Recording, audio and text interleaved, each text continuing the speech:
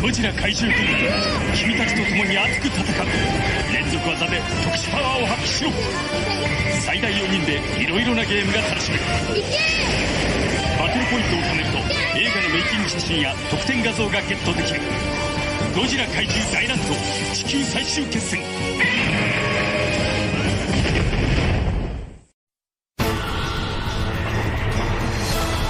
君の怪獣たちが今暴れ出す。宇宙の大バトル、勝負を決めるのは君だ。ウルトラ怪獣シリーズサーガに変身。 Today on Collectible Monsters, we are celebrating the seasonally spooky Yokai. Plus, we've got special guests, and guess who turns 50 this year? Smog 'em if you got 'em. Ikimashou!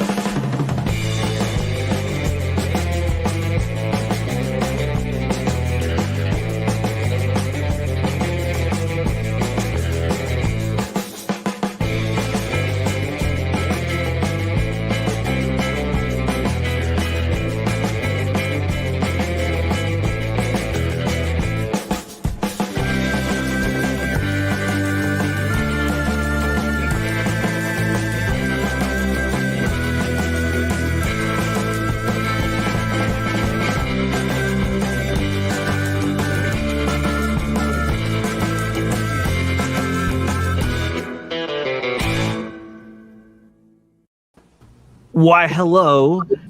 Happy summertime, and welcome to another brand new episode of Collectible Monsters, the YouTube live stream show dedicated to the collectible side of the kaiju genre.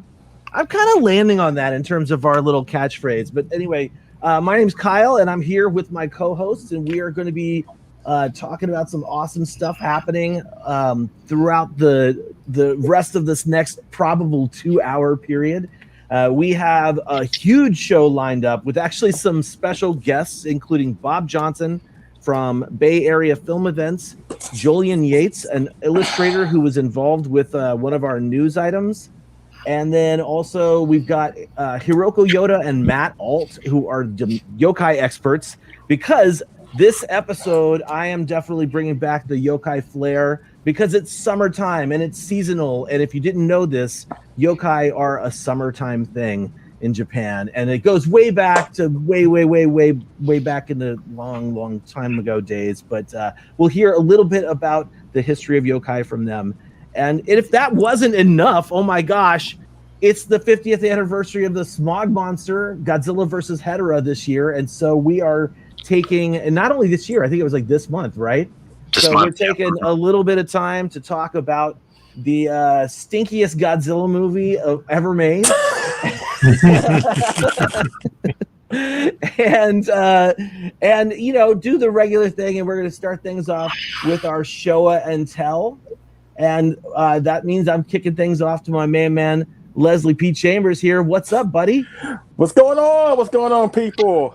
Welcome back to another edition of Collectible Monsters. A lot of stuff has happened to me personally, collectible-wise, since the last time we've been on. I want to touch a little brief synopsis or recap.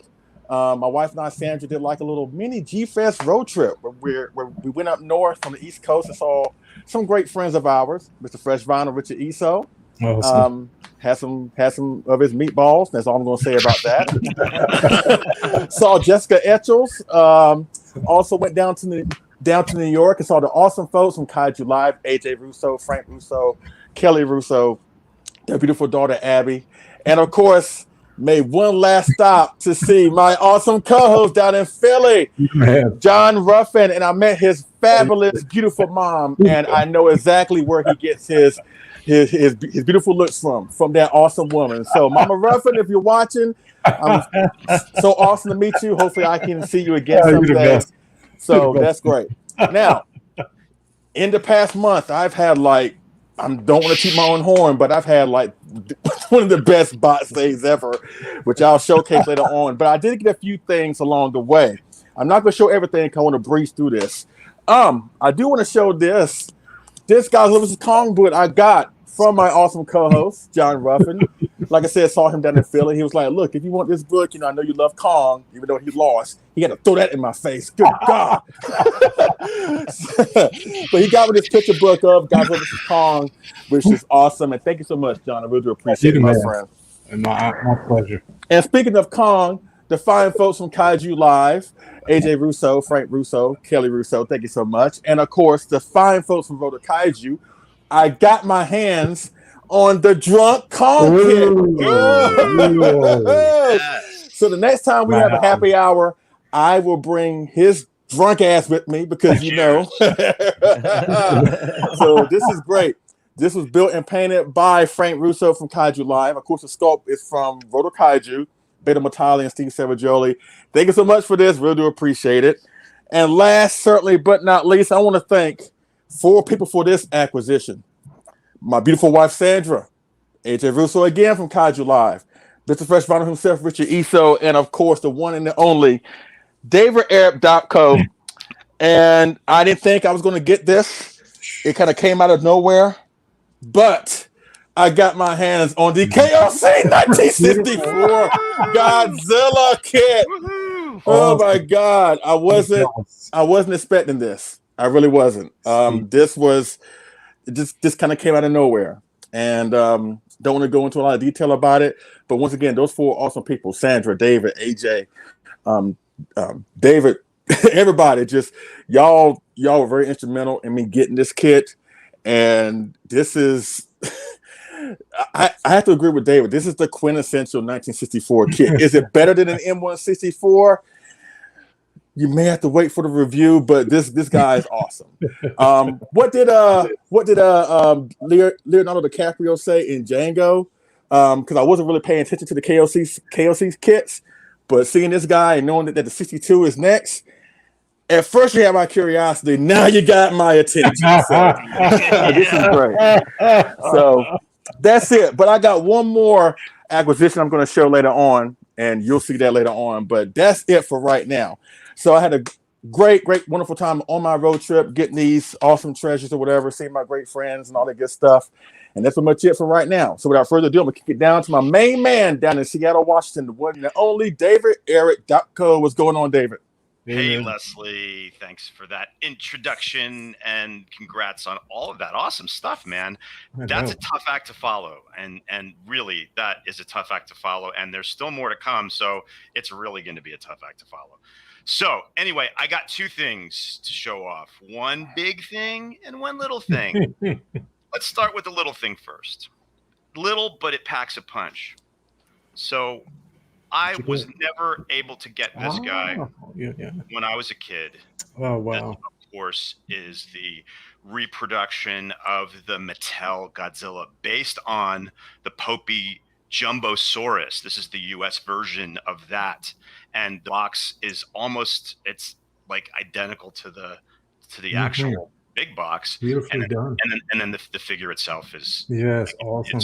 It's just really awesome. He's got his little fire, that comes out of his mouth, and it doesn't break.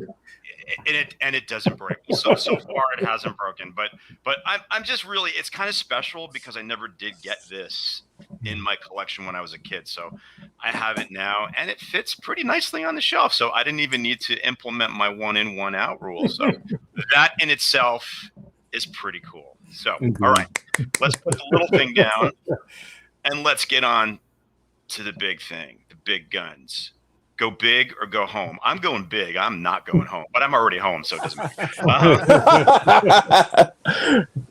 Now, this guy is amazing. This is the favorite sculptor line, Godzilla 1954, 50-centimeter model. It was a model kit. See, I'm getting confused because this was initially a resin model kit put out by Mr. Inoue, and then it had some other incarnations over the years in vinyl. It was released by Paradise, by Falchion, and I think also by Wave. And one more thing that happened with this guy is the Tokyo Mirai RC Godzilla that had the mechanical endoskeleton. They used this sculpt translated into rubber to fit over that endoskeleton.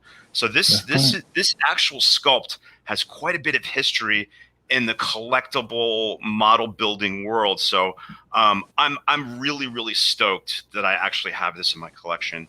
I did implement my one in, one out. I did sell my Sakai. It's not because I didn't love it. It was great, but here's my rationale. Besides the rule, I mean, one big ass Godzilla 54 out, one big ass Godzilla 54 in. I do have, I think, which is the quintessential 54 representation, which is the X Plus Yuji Sakai 30 centimeter, which is just still my favorite representation of the suit so far. But again, I am so stoked to have this. It's beautiful. The detail is incredible. Leslie Chambers did a really amazing review and a comparison of both gigantic. So I'm not going to go into any of that, but I will say that Mr. G Okamoto and his team at X Plus did a phenomenal job transitioning this model kit to vinyl form. And if you don't have it, I think you can still snag them here and there. And you're a fan of the 54 and you missed out on the Sakai, don't hesitate. Just grab this guy because it's just going to keep going up in value. But it's amazing, and I'm just knocking stuff over his tail so long. But yeah, so that's pretty much it. One big, one small. Yeah, I'm gonna now pass it down to my buddy from Philly, Mr. John Ruffin, and I'm sure you've got some stuff to show us. I mean, if I was a betting man, I'd say you got some stuff to show us. So why don't you take it away, John? Well, I'm pretty light today, but David, your shirt is cool. Oh, thank you. This is a shirt done by Jeff Zorno. Oh, fabulous. And it is based on it's kind of a scary version, a horror version of the Aurora Godzilla, Glow Godzilla kit, as you can see. And it's got some, it's pretty awful death and destruction. Oh, wow. Actually, somebody at Starbucks today complimented me on that shirt.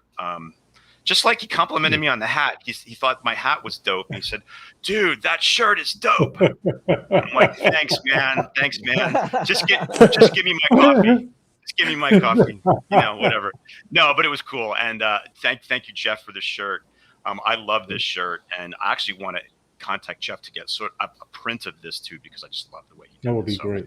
Thank you for noticing. And so what'd you get, buddy? Well, I'm going to do like you did. I'm going to go from small to large and keep it simple.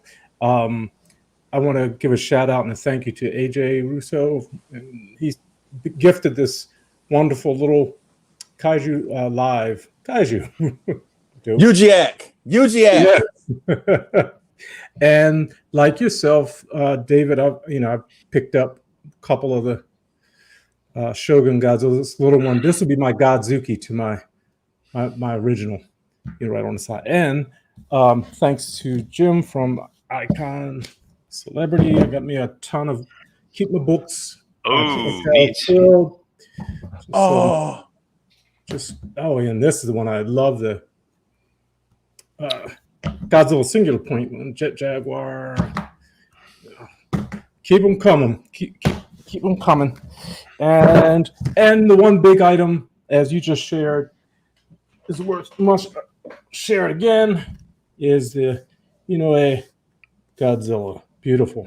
It's spectacular. Yes, indeed. For me, that's it. And while what? Well, I could share. I don't.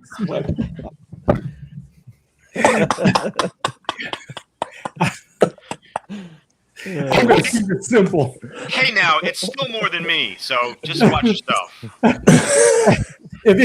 I keep a running log of my stuff on my website if anyone's interested.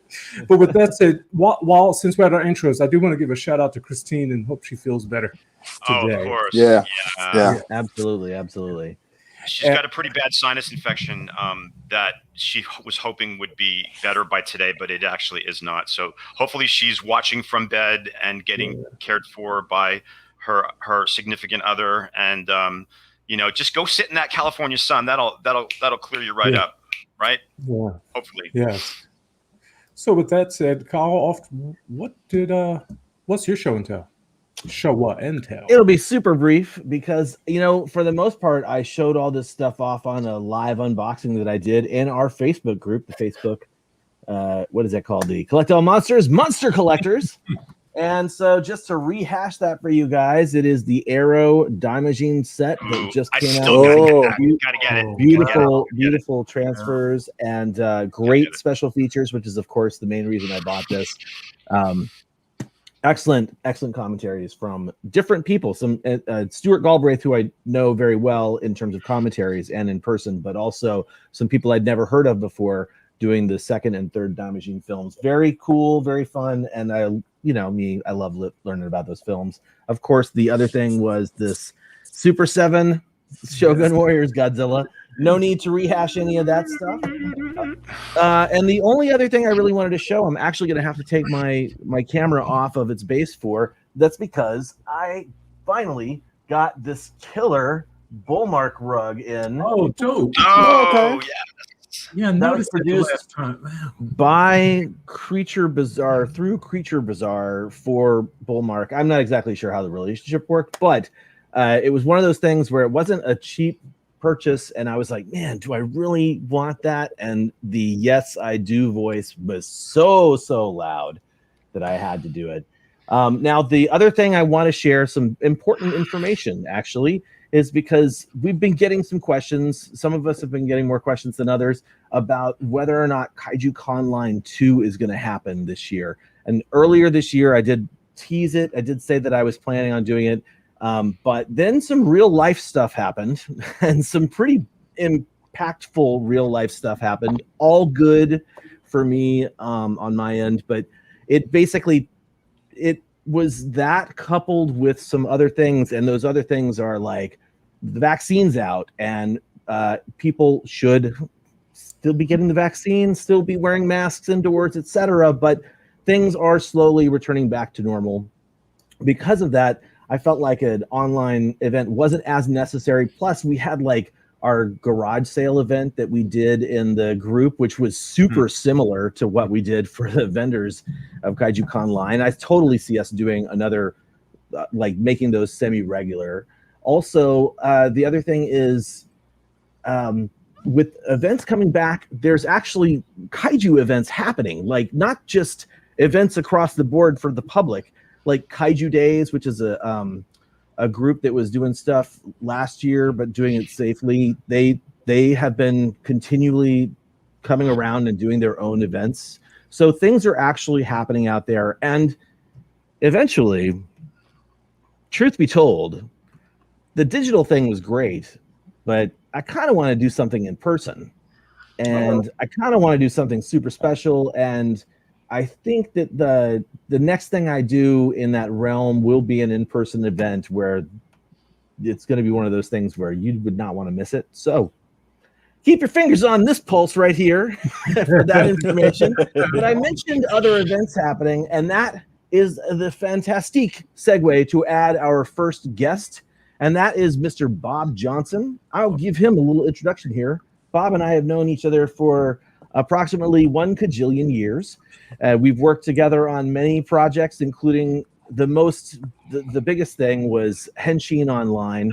And Bob currently runs, as you guys I'm sure already know, Sci-Fi Japan with some other people. And he's here as part of the Bay Area film events, not just to tell us about what's going on, but also to tell us about a really killer box day that he had recently. Bob, welcome to Collect All Monsters.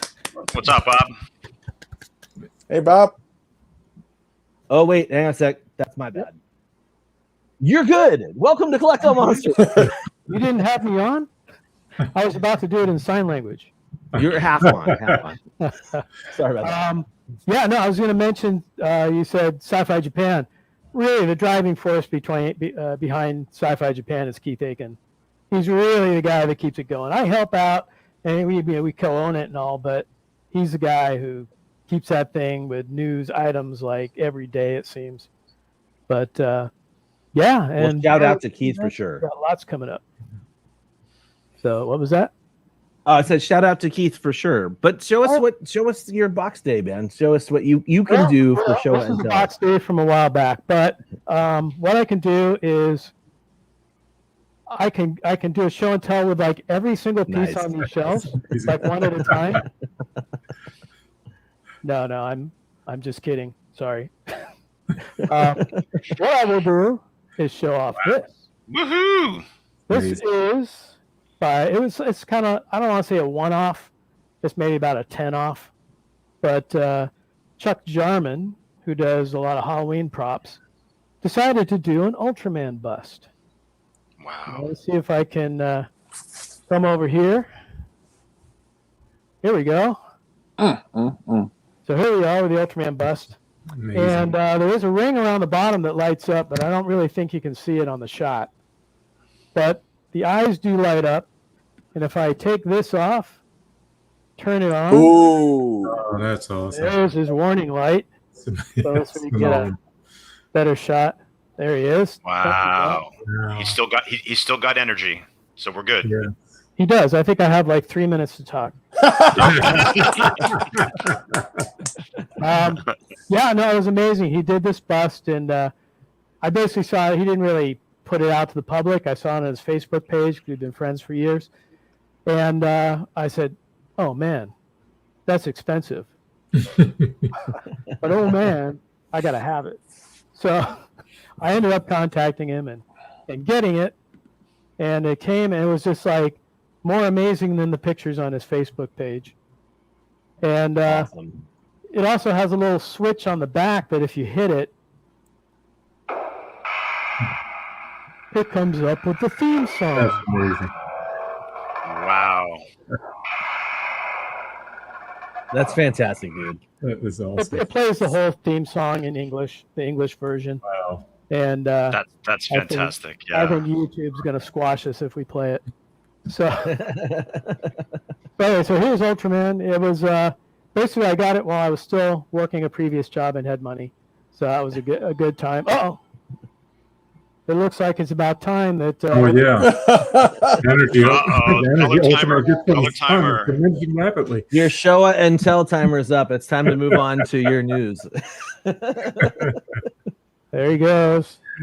It's gorgeous, dude. Put back in the position here. I love the eyes too. Yeah. Yeah. Yeah. He'll shut up in a minute. Yeah, no, it's amazing. You know, just that color timer just kind of made it all. Yeah. It's like that, to give me that. So, yeah, it's good. I think he makes them once in a while, and if you keep an eye on eBay, you might see one now and then. And I think after this one, and I couldn't afford any more, but he did Spectre-Man, and he did Goldar. Oh, neat. So, you know, someday if he's like not able to sell those and he's offering them cheap, then maybe I'll get those too. But see, I'm hoping he stops soon. And then I'll talk about Godzilla Fest. If the warning light stops completely, it will mean Ultraman will never rise again. Right. Here he comes. So, anyways, Josh, tell me about your next. What's going on in San Francisco in the Bay Area? Yes, we are doing Godzilla Fest. We actually did one in May because that's when the Balboa Theater in San Francisco reopened to the public. It had been closed for almost a year. There we go. It had been closed for almost a year. And so Adam, who owns the theater, he says, hey, we're going to open in May, and we want to do Godzilla Fest. I'm like, okay. But let's also do Godzilla Fest at our regular time, which is usually in August. Mm-hmm. And so he one-upped me and said, all right, well, let's do 2 weekends then. So we've got 2 weekends back-to-back at Godzilla Fest, first weekend being the 20th through the 22nd, and we call that King Kong Crashes Godzilla Fest. Yes. Yes. Yes. You should come down for it. And I'll tell you why, because there is a reason that Leslie should come down. So I'll tell you about that in a second. Okay. We're going to show basically all the Kong movies. There you got the list there. Oh, All the wow. Kong movies except for, and you're going to thank me for this later, King Kong Lives. Thank you. Thank you. Woo! Thank you. And we're going to show, basically all the King American- Kong's baby is upset with you. But no, we're going to show King Kong 1933, 76, which I'm actually really excited to see again on the big screen. So Ooh. 6. Also 2005, sorry. And we're also showing Skull Island, and we're showing Godzilla versus Kong, and King Kong versus Godzilla, and Woohoo! King Kong Escapes. Whoa! Yes! Special guest for that weekend is Linda Miller. Woohoo! Woo!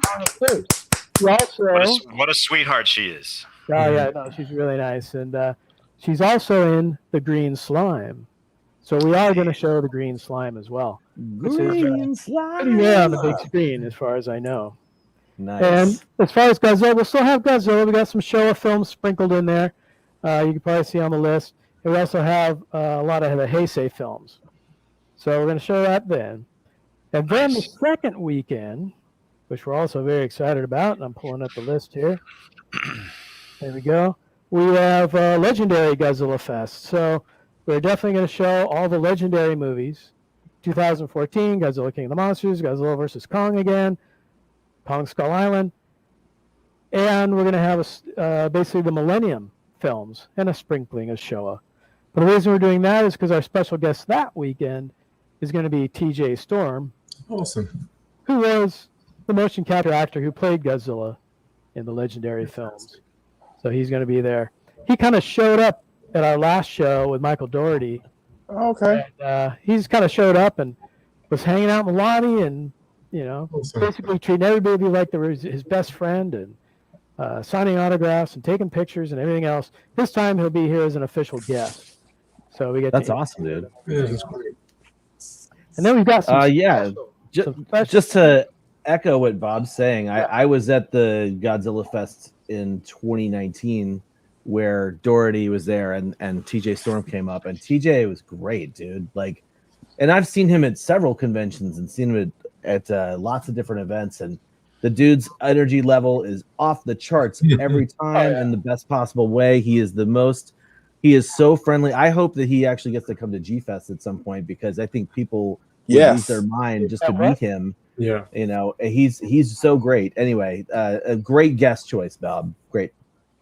Yeah, he's going to be a lot of fun. Also, we have a Godzilla Fest T-shirt that we are only going to be selling at the two shows. So that's exciting. Right It's got a design on it by Gaz Gretzky, one of our artists. And now that Ultraman shut up, I'll take him off the screen. There we go. But yeah, we've got, Extreme zoom on Bob. that's right. Listen to all, I need my close-up. There you go. That's not as bad. Yeah, we're going to have a T-shirt, which is amazing design by Gaz Gretzky. Only available at the shows. We cannot sell this online. We cannot sell this in any other way except at the shows. So I'll send Kyle a picture of it so he can put it up, and people can see what they can get or what they're missing out on if they don't come to the show. But also another reason for Leslie to coming out is we've got Kong's Cave of Collectibles as one of our vendors. That's Kevin D'Antonio. Doing 10 custom painted 1967 Kongs. Because they're going to sell out like fast. So, You know what?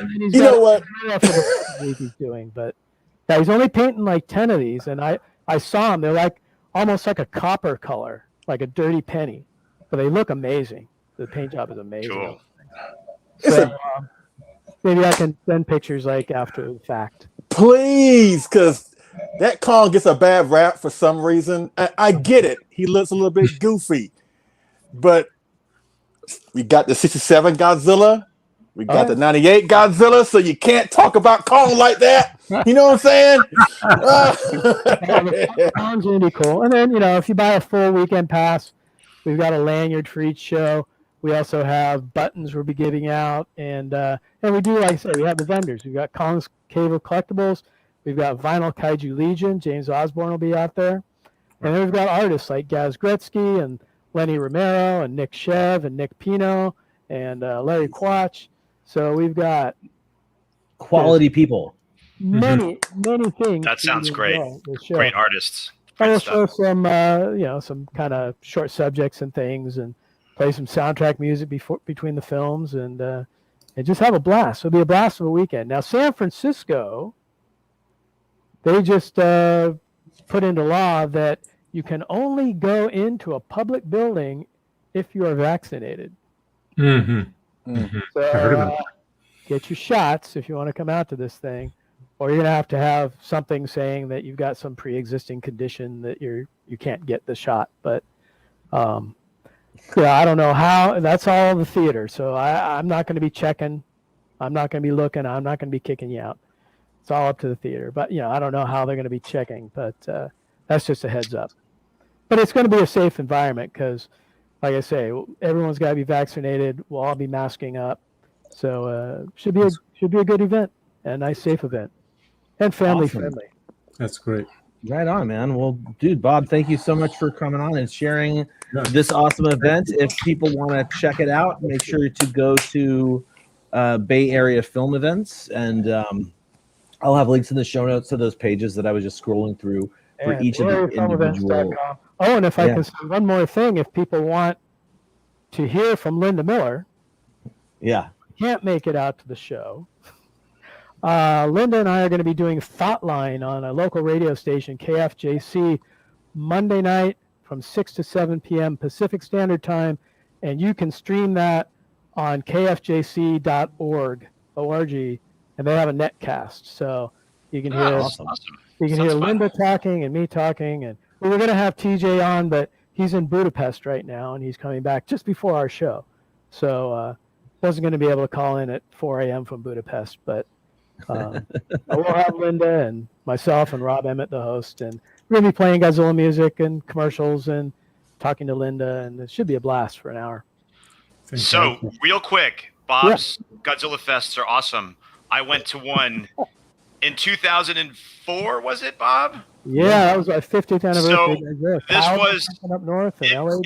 It was an amazing experience. So if you guys live in the Bay Area or can get down there, it's just so much fun. You see so many fans. It's kind of like a G-Fest family vibe that you feel when you go to these things. So please check it out. I wish I could go to this one, but there's no way I can make it down there. But check it out. It's good stuff.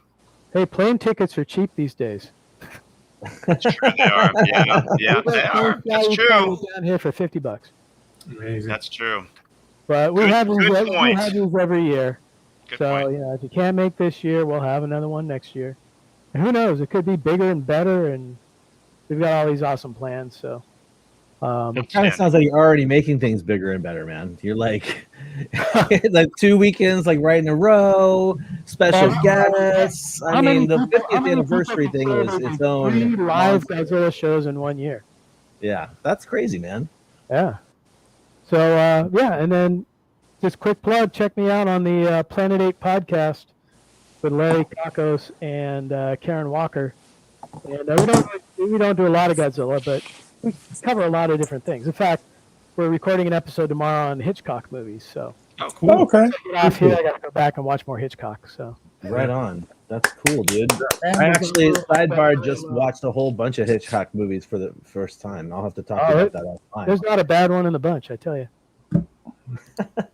Right on. Well, Bob, thank you again, and we will be in touch. And go enjoy the rest of your Saturday, sir. You got it. I think I got a dog walk to do, and then back to Hitchcock. All right. All right. Thanks again. Take care, Bob. Take See care. you, dude. See you. Thank you. Watch out for the birds or vertigo. Yeah. Don't get vertigo while you're out on the walk. Anyway, a little Hitchcock humor for you. Terrible Hitchcock humor. Let me rearrange our windows here. And hey, before we get into our news, our full news, since Bob's off now, let's do some quick shout outs to people who are in the chat and watching live. Leslie, you got me back right now, or do you need me to kick things off first? I'm cool. I got you. You got it. All right. You got it. All right. Kaiju-tastic Media, Eric Stolt. What's going on, Eric? Tim Alton. Helmy, what's going on? What's up, Hey, tell me. Liam Foley, Varzilla, Kaiju Battle, of course, Godzilla Train 1090, Larry Latham, John Parkinson, Greg Coggin, Kaiju Live. What's up, AJ? What's going on? Niagara Korax. I'm sorry if I butchered that. I really am. Alex Sawyer, Keith Daniels, your better half, David. John Parkinson. My beautiful better half is in the chat. What's up, Sandra? What's going on? Just lots of people. Again, Eric Norcal. Lolo's in the chat. What's going on, Lolo? What's up, Lolo? I don't know. Yeah. Peter Santa Man, it's been Maria. too long since I've chatted with Lolo. What's up, Pete? Yeah. Nick Sides, Voodoo Powder. Just lots of people in the chat. Thank you so much for checking out Collect All Monsters. Butch is in there too. What's up, Butch? Hello. Lauren, Okay. Lauren. What's up, buddy? What's going on? Eagles 33 is what he's labeled as there. All right. Yeah, so we've got 44 people watching live. Thank you guys for watching us this Saturday afternoon for episode 19 of Collect All Monsters. We have so much show. I'm actually surprised we're only at 36 minutes. For those who have showed up late, didn't catch the beginning, unfortunately, Christine is not feeling well, so she's unable to be with us here today. But we're going to forge on and continue this insane asylum with our next segment that we always do. Always have this segment. That is our news.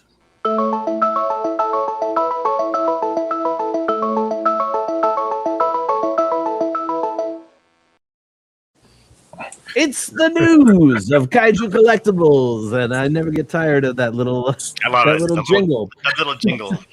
That little jingle's fun. Speaking of fun, I know Mr. Leslie Chambers has some fun, cool stuff to share with us for his news, so I'm going to pass it over to my man. This is Eric Carter with the news. I had to do that. Want to breeze through some X Plus news real quick. Of course, if you got a lot of these pre-orders, just want to let you know that there are some that have came out in the past couple of weeks and some that are coming. Of course, the Death of Real Mecha Godzilla 75 came out last month, the standard. The Rick just came out, I want to say, a week ago.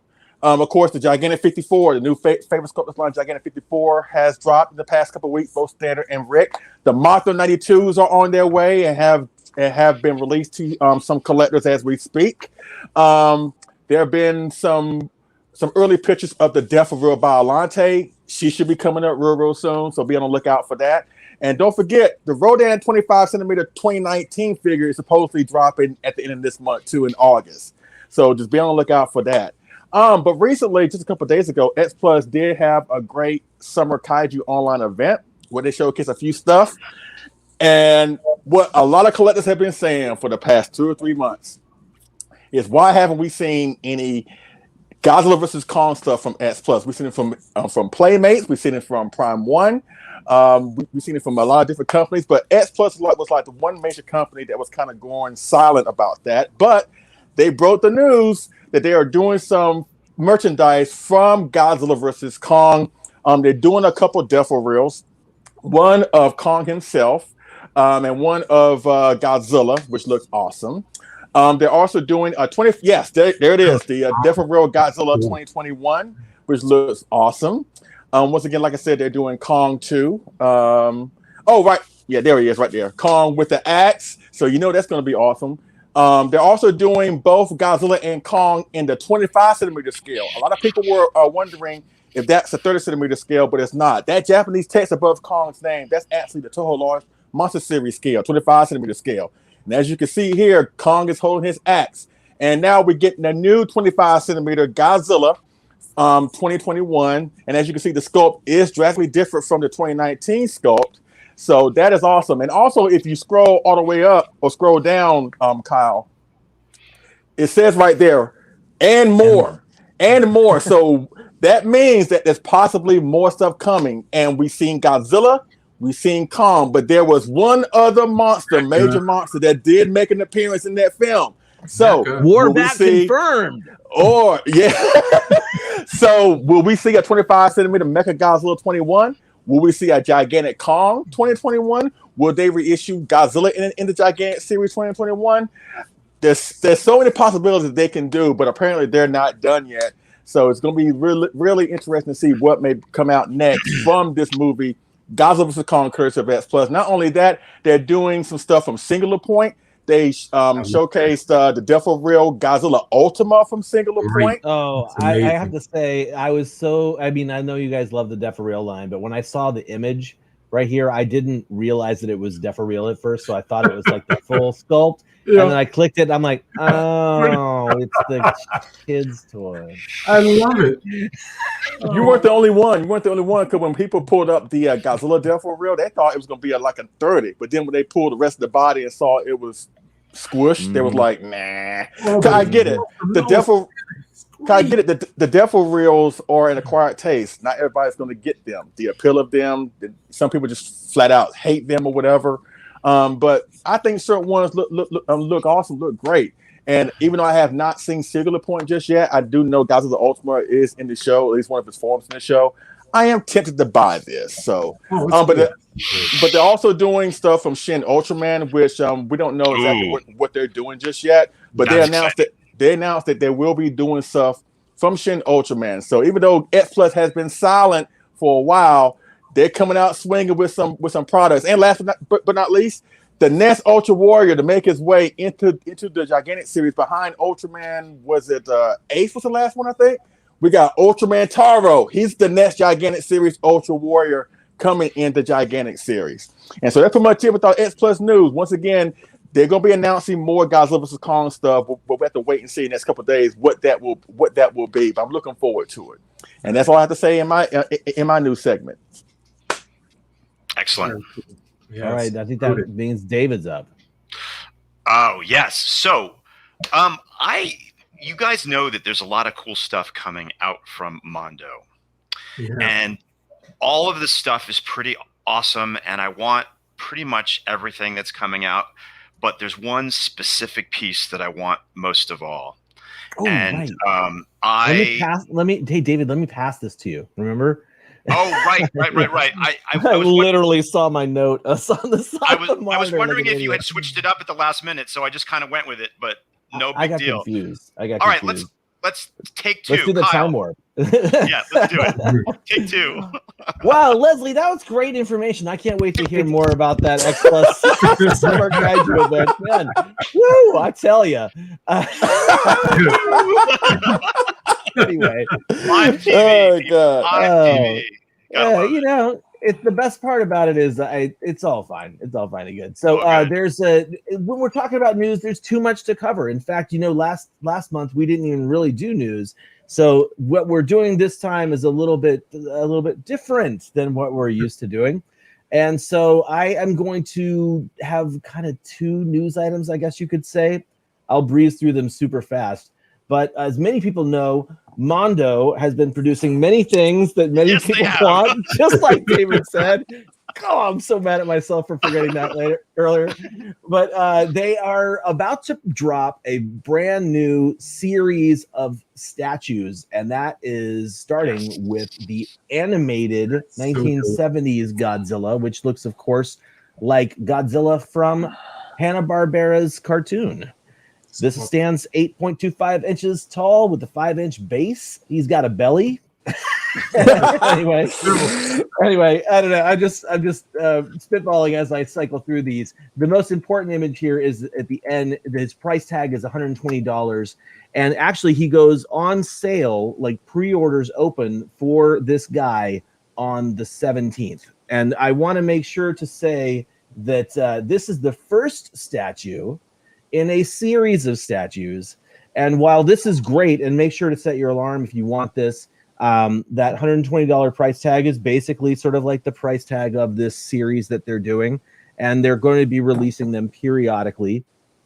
And I have to say, for anyone who was very upset that they were not able to get the San Diego Comic-Con at home exclusive, limited to 150 pieces Godzilla or Hedorah, and I know a lot of people were upset about that. I have been told by Mondo they don't have like they don't make their edition numbers public, but it's not the 100. It's way more than that. It's plus.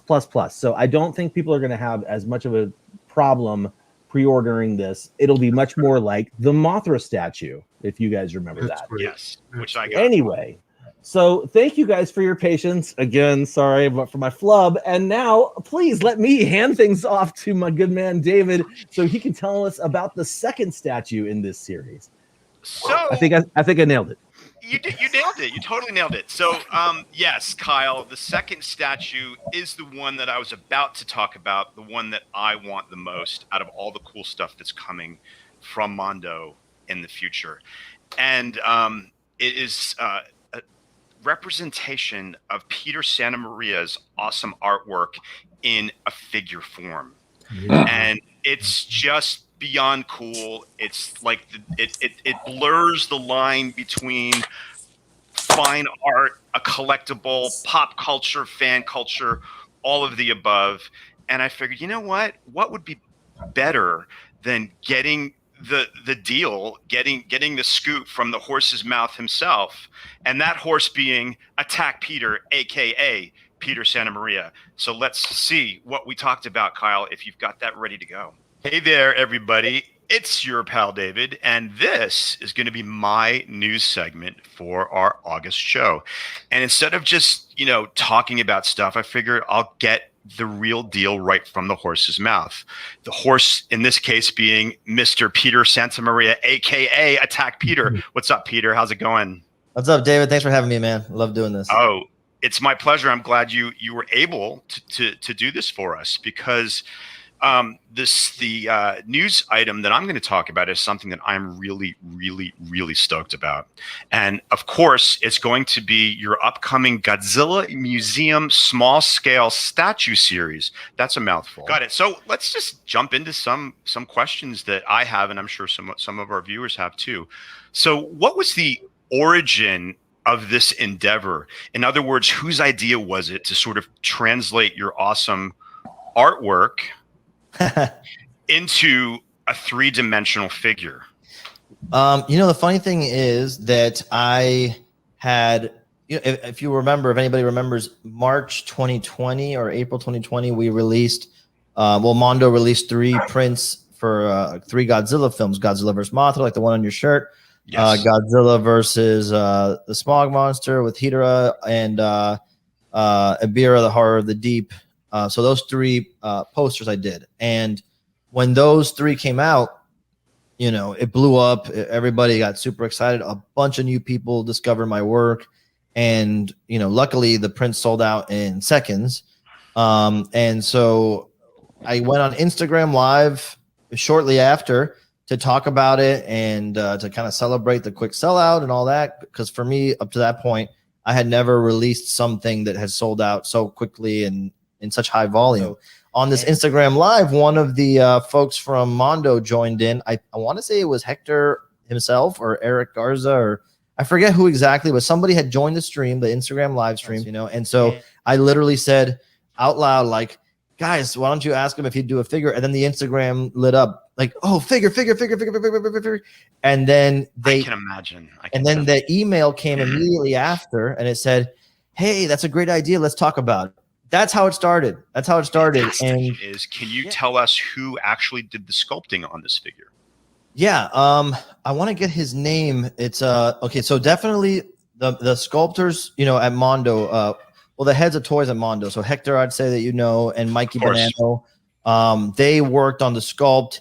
And there's another individual who I just met. I believe his name on Instagram for sure is Tufan Caesar. It's TUFAN space SEZER. I'll send you his profile, please, so that you can see it for yourself. I'm going to send you it. So the 3 of them sculpted it, and I'm glad that we're pointing it out because, and then Hector's wife was Hector and his wife both worked on the paint of the sculpt of the figure. So it's a lot of people went into it. Yeah. Can you tell us what the material is that it's going to be produced in? Resin, vinyl, or a combination of both? Yeah, this is a vinyl figure. From day one, that was like a concern of mine. I'm like, hey, I'll do whatever you want, and if it's resin, that's fine too. But I really wanted it to be vinyl, and my only reasoning for that Well, there's two reasons. Number one, I want it to fit among all my vinyl figures, you know. And number two, I want to be able to hold the thing, play with it, move it around, and not worry about it. That's the number one reason I love vinyl stuff, is that it's not so precious, at least in my house. Like when my friends come over with their kids, I let them grab anyone they want and touch it and play with it, and they do the whole thing, and maybe we lose paint here and there, but overall, like, it's fun. There's like a lot of fun in it being a vinyl piece. Nothing against resin. I have a few resin pieces I love. It's just that I wanted it to be vinyl for that reason. Now, the base, I believe, is a resin base, and I'm either resin or PVC. I forget exactly. I think it's resin, but I could be wrong on that. And I know that there's a magnetic nameplate. Oh, cool. Yeah, and there's an image that it's like a horizontal image they put out that has the 3 different angles and all the information. And I think if you zoom in on it, you can see, I think it says Attack Peter Godzilla, which is freaking cool. I didn't even realize that until after. That's great. That's great. Now, I can't wait to hold it in my hand. So, I know. Speaking of that, how big is it going to be? Well, I think without the base, he's 7.5 inches. Okay. And then on the base, it's 8.25 inch. And so I thought that was interesting because I thought it was going to be smaller. And I know that's not the 9-inch size that like a lot of the Medicom stuff and Marmot, but I saw on the video on the Mondo stream where Mikey and Hector were holding, or Mikey was holding it, and it looks so chunky and thick that I feel like it almost just makes up for that. It might be a little bit of a shorter guy. He feels like a chunky guy.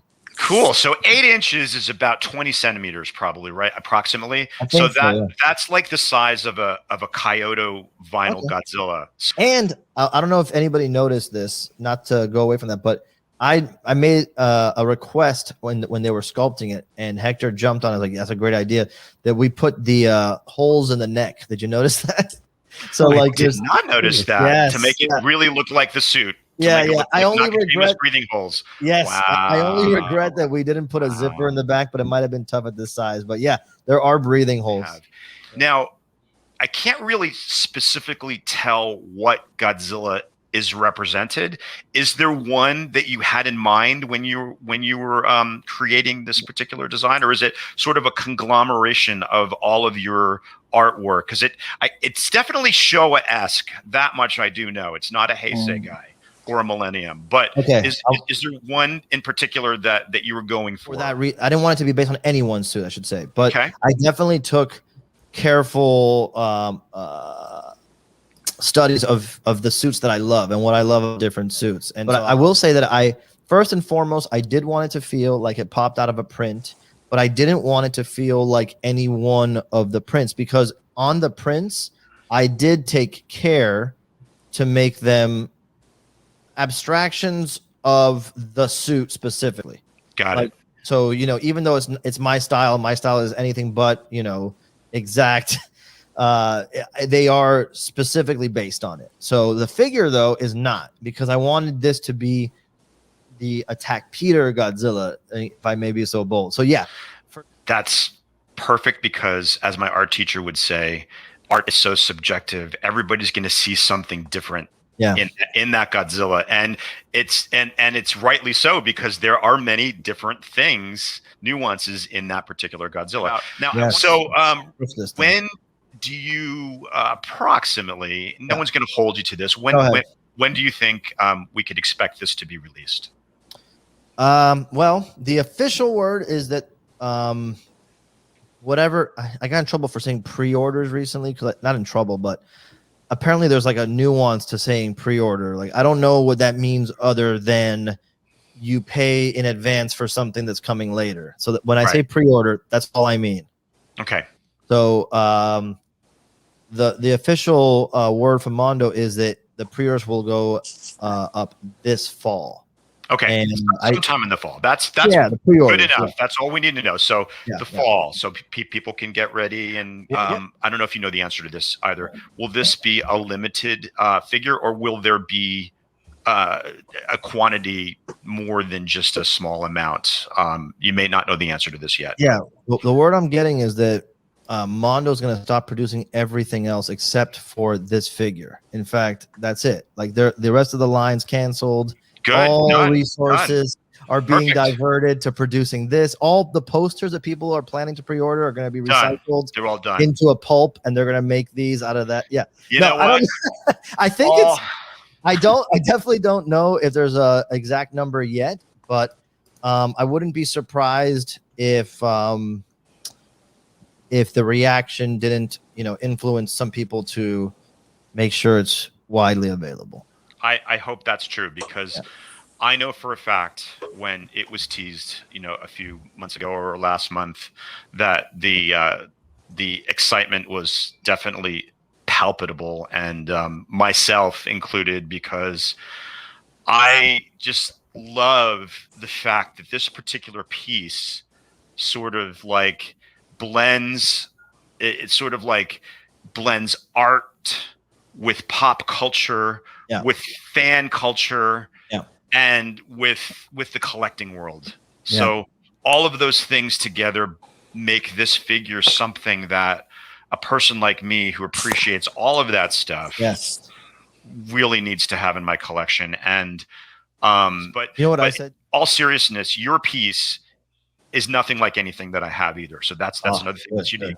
It's sort of like in between a model kit and a soft vinyl figure and a piece of art. So anyway, I don't want to keep you anymore. Thank you so much for taking the time to do this for my news segment. This is like the coolest news segment I've done in all the shows I've done so far. So thank you very much, Peter. And I really look forward to seeing what you do next. And I can't wait to hopefully have this figure in my hand, and then we'll have another conversation after that happens. Yeah. Let's do that. Let's do a review, official review, and you're officially invited back. So perfect. Take care, Peter. All right, man. Thank you. Thank you very much. Cheers. Bye. There you go. Nice work, David. Well, thank you. I said a couple more things in between there. There was a couple of strange little cuts there, but maybe we can do the whole video. So, of course, strange little cuts. David, how long was your conversation with Peter? It was long. 45 minutes. It was long. So we have to cut everything down for the show anyway. Yeah, There's going to be the full conversation absolutely will be available online on the YouTube channel. I probably am going to spend some time and actually gussy it up a little bit and put some cool graphics down if possible. Fantastic. But definitely that was a wonderful conversation you had with Peter. I had a blast. I really did have a blast, and he's a great guy, and he's always willing to come on the show and talk about this stuff, because he's a fan. He's just like us. He's a fan. He's a talented, uber talented fan who just happens to make awesome stuff. So thanks, Peter, for doing that. And like I said, I cannot wait to hold that figure in my hot little hands. So anyway, there it is. All right. So I think, John, that means it's your turn to wow us with some cool kaiju news. And I already have your images loaded up here. Okay. Thank you, Kyle. And so this is for the collector that likes to obscure things sometimes, I think. What's coming out is pretty neat. It's a Godzilla roaring karuta, which is old Japanese card game. And it's available. You have to get it online, probably through Baiyi from Tsutaya. And it's going to be released in September. They're taking orders already. If you had the images, that would be great. So there are some really, old, like original Godzilla karuta. Oh, I love that. I think, was it Mike? That maybe it was Sean that mentioned. I think it was $1,300 for like the one in the top corner. If you have with all the cards. The one at the bottom I got last year sometime, but they have a new one that is pretty awesome. I mean, if you like paper items, you like print items, and you like card games, and if you're studying Japanese, and I think most Godzilla fans will like to at least know some Japanese, at least hiragana, katakana. This is a great way to learn into Japanese. So these card games this card game karuta is a traditional card game. It's played usually during New Year's by all ages. There's 2 sets of cards, one for a reader and one set for grabbing. And as the ones, person's reading, if you can match the card with the card you grab. You build up points. Person with the most cards at the end wins. And so this new one, what's awesome about it, it's a roaring set. It comes with a CD with 46 roars for the 46 Toho kaiju that are in it, from Godzilla and all the rest. Can you advance to the next photo for me, Colin? Yeah. So that's a sample of it. And on YouTube, they actually have a sample of the audio. And there is a famous voice actor, Kenichi Suzumura, who's, I think, doing some reading of the cards as well. So you can work on listening to Japanese as well as reading and having some fun. I think the cards are beautiful too, by the way. They're very desaturated, but they look pretty good. Now the set, it's about $60, and you can order it through Buyee Japan. You have to order it online. You kind of have to use their special system where they go and buy it for you. And I'm going to hopefully get an order in next week. But that's my one news item. That's freaking awesome. The roar aspect of it is so cool. Yeah. Do you want to give a roar for us? Anybody? Kyle, I included a video, the YouTube video. I don't know if the audio will come through, and I don't know if it will be difficult to play. Oh, is that in the text message? The text? Yes. It's, I added it right before the show, and I meant to mention it to you. Yeah, no problem. Just spitball for a second while I get it loaded. I know Leslie wants to do a roar for us. How about a Gabra? See, I put him on the spot. Mm-hmm. You know you can do it too. Here you go. That's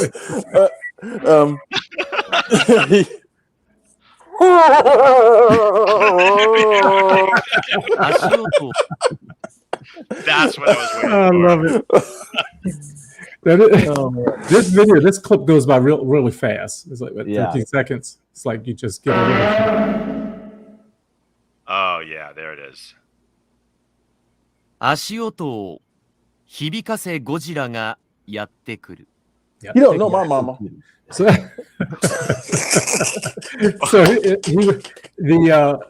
Suzumura-san read that card, which is pretty cool. I need that set. That's pretty darn cool. Yeah, for all the for 46 roars, that's pretty dope. That's worth it. So go out there and get yourself a karuta. And get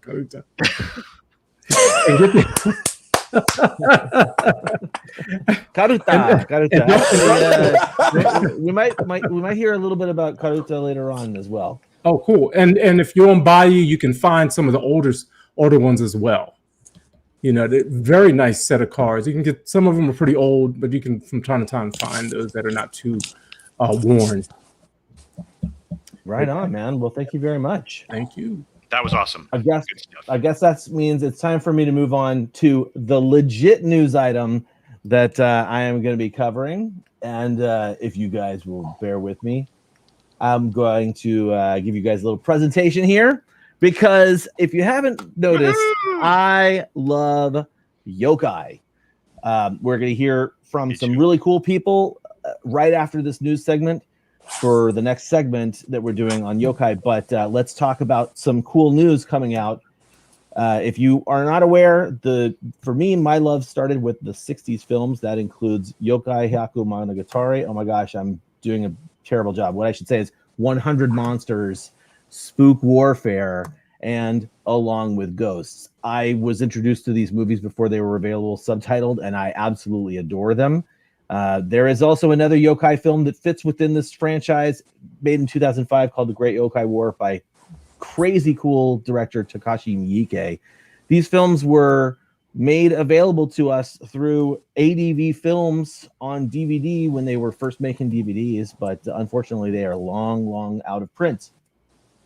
Thankfully, it's time to take to the streets and celebrate, parade down the walks like the Yokai did in the ancient times, because Arrow Video is releasing, my friends, the Yokai Monsters collection of Blu-rays, and I could not be more excited for this.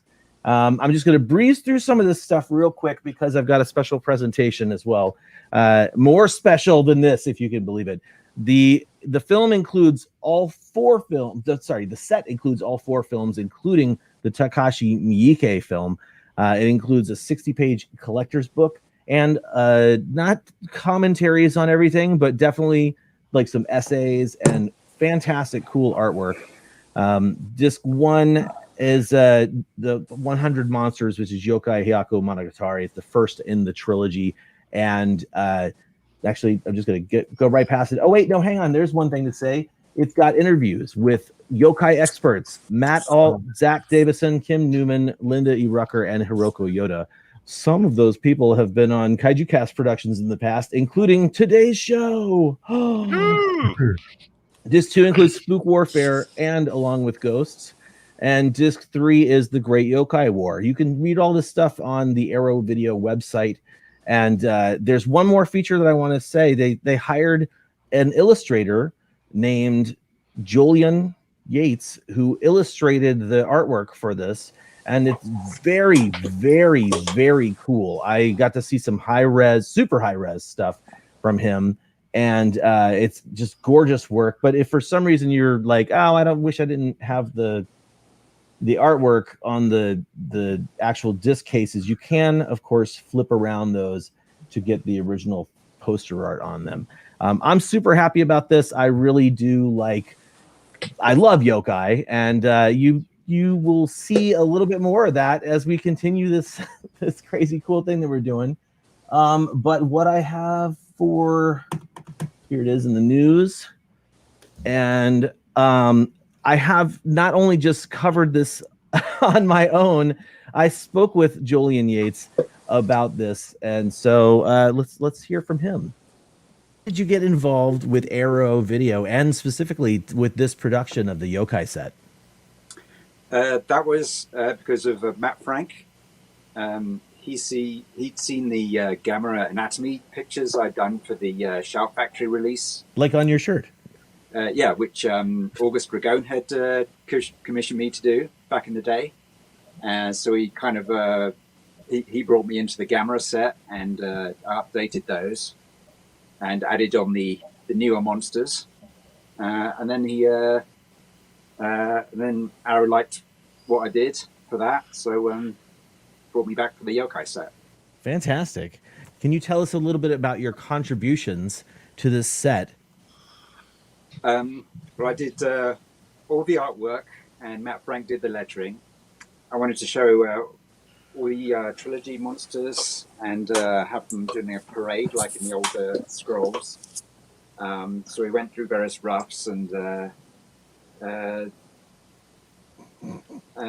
think they went with the earliest ideas. And so, yeah, basically I did all the yokai as separate elements so that we could rearrange them for the different formats. Mm-hmm. So it's really fun to do. Awesome. And so the yokai, the Japanese ghosts and goblins, they are weird and creepy looking. And I'm just kind of wondering, while you were working on this project, did any of those specific crazy designs reach out to you, speak to you in some way?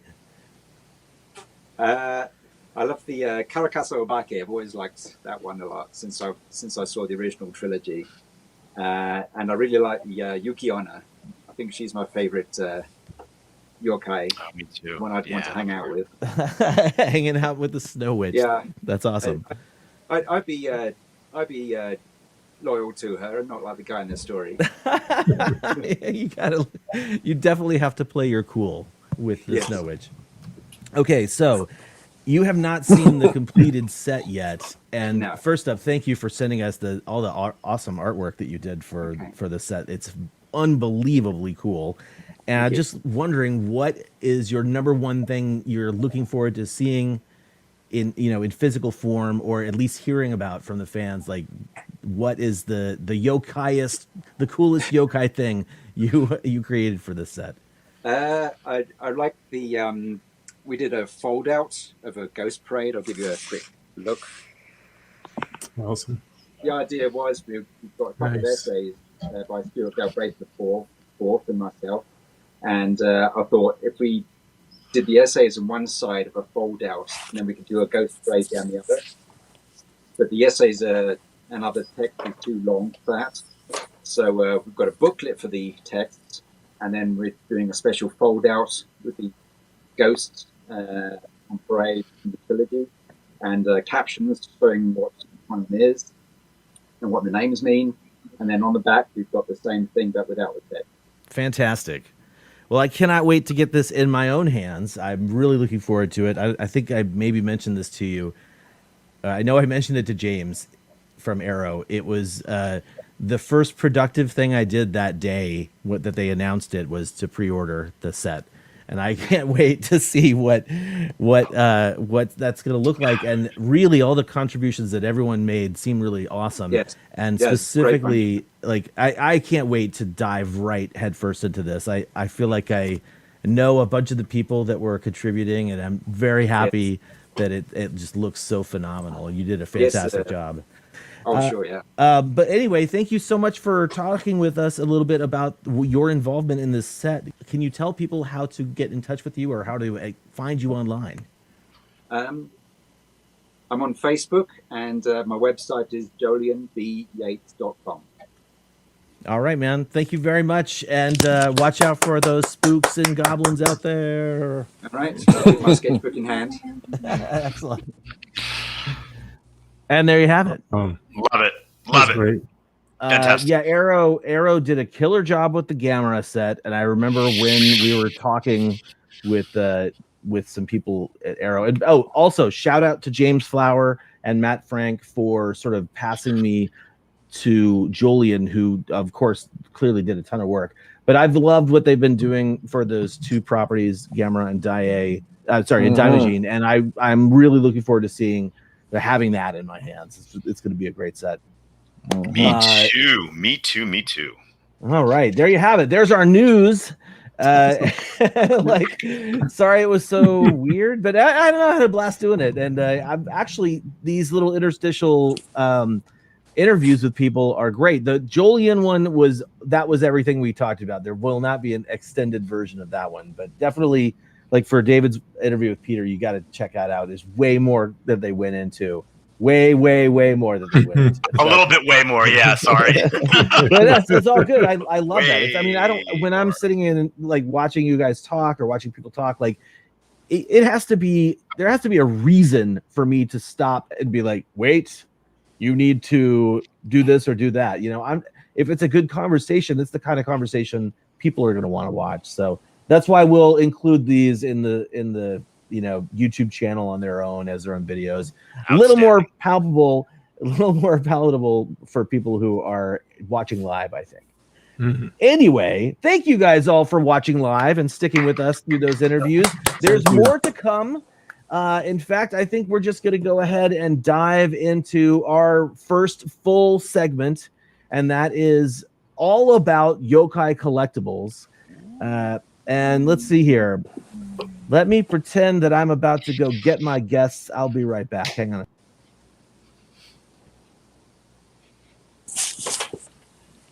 Kong.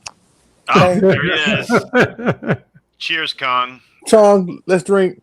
Very pleased to introduce the next guests for this jam-packed Yokai spectacular that we have going on here today. That would be no other than Hiroko, Yoda, and Matt Alt, the dynamic duo who have produced such incredible works as Yokai Attack, Ninja Attack, Yurei Attack, and I'm not exactly sure how both of them were involved, but I've also got Japandemonium here too, which I'm sure they had a hefty hand in doing as well. Oh, yes. And when I want to reach out to the Yokai, the closest Yokai experts I know, who are closest to the source, these are the guys that I'm going to talk to from now on out. Matt, of course, I talked to briefly for the Super Saturday Sofubi show. Not so briefly, actually, about the birth of Sofubi. Yes. And his wife, Hiroko, is here with him to talk about a subject they both love, and that is the things that go bump in the night in Japan around this time of year. Yes. The Yokai. Welcome to Collect All Monsters, guys. Thank you for having us. So great introduction. I'm Matt Alt. This is Hiroko Yoda. We are a married couple who does a lot of writing about yokai. And we wrote this book, Yokai Attack. He has a collectible one. Yes. This is a new version. Yeah, Kyle, the one you showed us a minute ago, that's the old out of print green cover. This is the, collectible. Ooh, collectible. That's right. Smells like value. Sell that on eBay. And we've done a lot of writing and research about yokai. We did Yokai Attack. We did sequels, Ninja Attack and Yurei Attack, which is all about ghosts. And as you held up, Japandemonium Illustrated, which is Hiroko and my translation and anecdote and annotation of a 1700s yokai encyclopedia by a guy named Toriyama Seki. We can get into that later. But actually, Hiroko is the yokai person. She brainwashed me. I was like an anime kid. So you grew up with yokai, right? Yes. Yokai. I always loved yokai. I mean, I scratched that. I always loved spooky things. And a yokai is one of it. I love, even though I was a kid, like say, 6 years old, 7 years old, I'm a kid. But I always looked for the dark area, like say, open the closet and then close it and open the closet and then closing it and then open it again and then to see if something is in there or just try to seek it. I mean, I never managed yokai hunter from a young age. Yes. I understand. Yes. But I was fascinated just because there's some fun feeling attached to it. I'm not really believing it, but I want to believing it just because it's fun. Especially yokai. Yokai are not really scary like ghost. Ghost is someone. So it's a people. And there's always some kind of sad story attached to it. But a yokai, it's something. So it's wild thing. It could be anything like say humanoid, human-looking thing, or weird-looking creatures, or puns, words play, or natural phenomenon, unexplainable things, and you can of course imagine things. It's basically everything but kitchen sink type of thing is yokai, and that really gave me a pleasure. Even I was a little child. Yeah. And even the kitchen sink too, right? Like exactly. I mean, if you leave it for more than 100 years old, maybe it turned into yokai and started walking around. Right. Yeah. So anyway, I met Matt, but when I met him, he was already kaiju. Sure. And I was into the standard. You can explain. I was into the standard Japanese pop culture stuff. I was into anime. I was into tokusatsu. I was into Ultraman. I was into Ultra 7. And things like that, and all sorts of anime robots.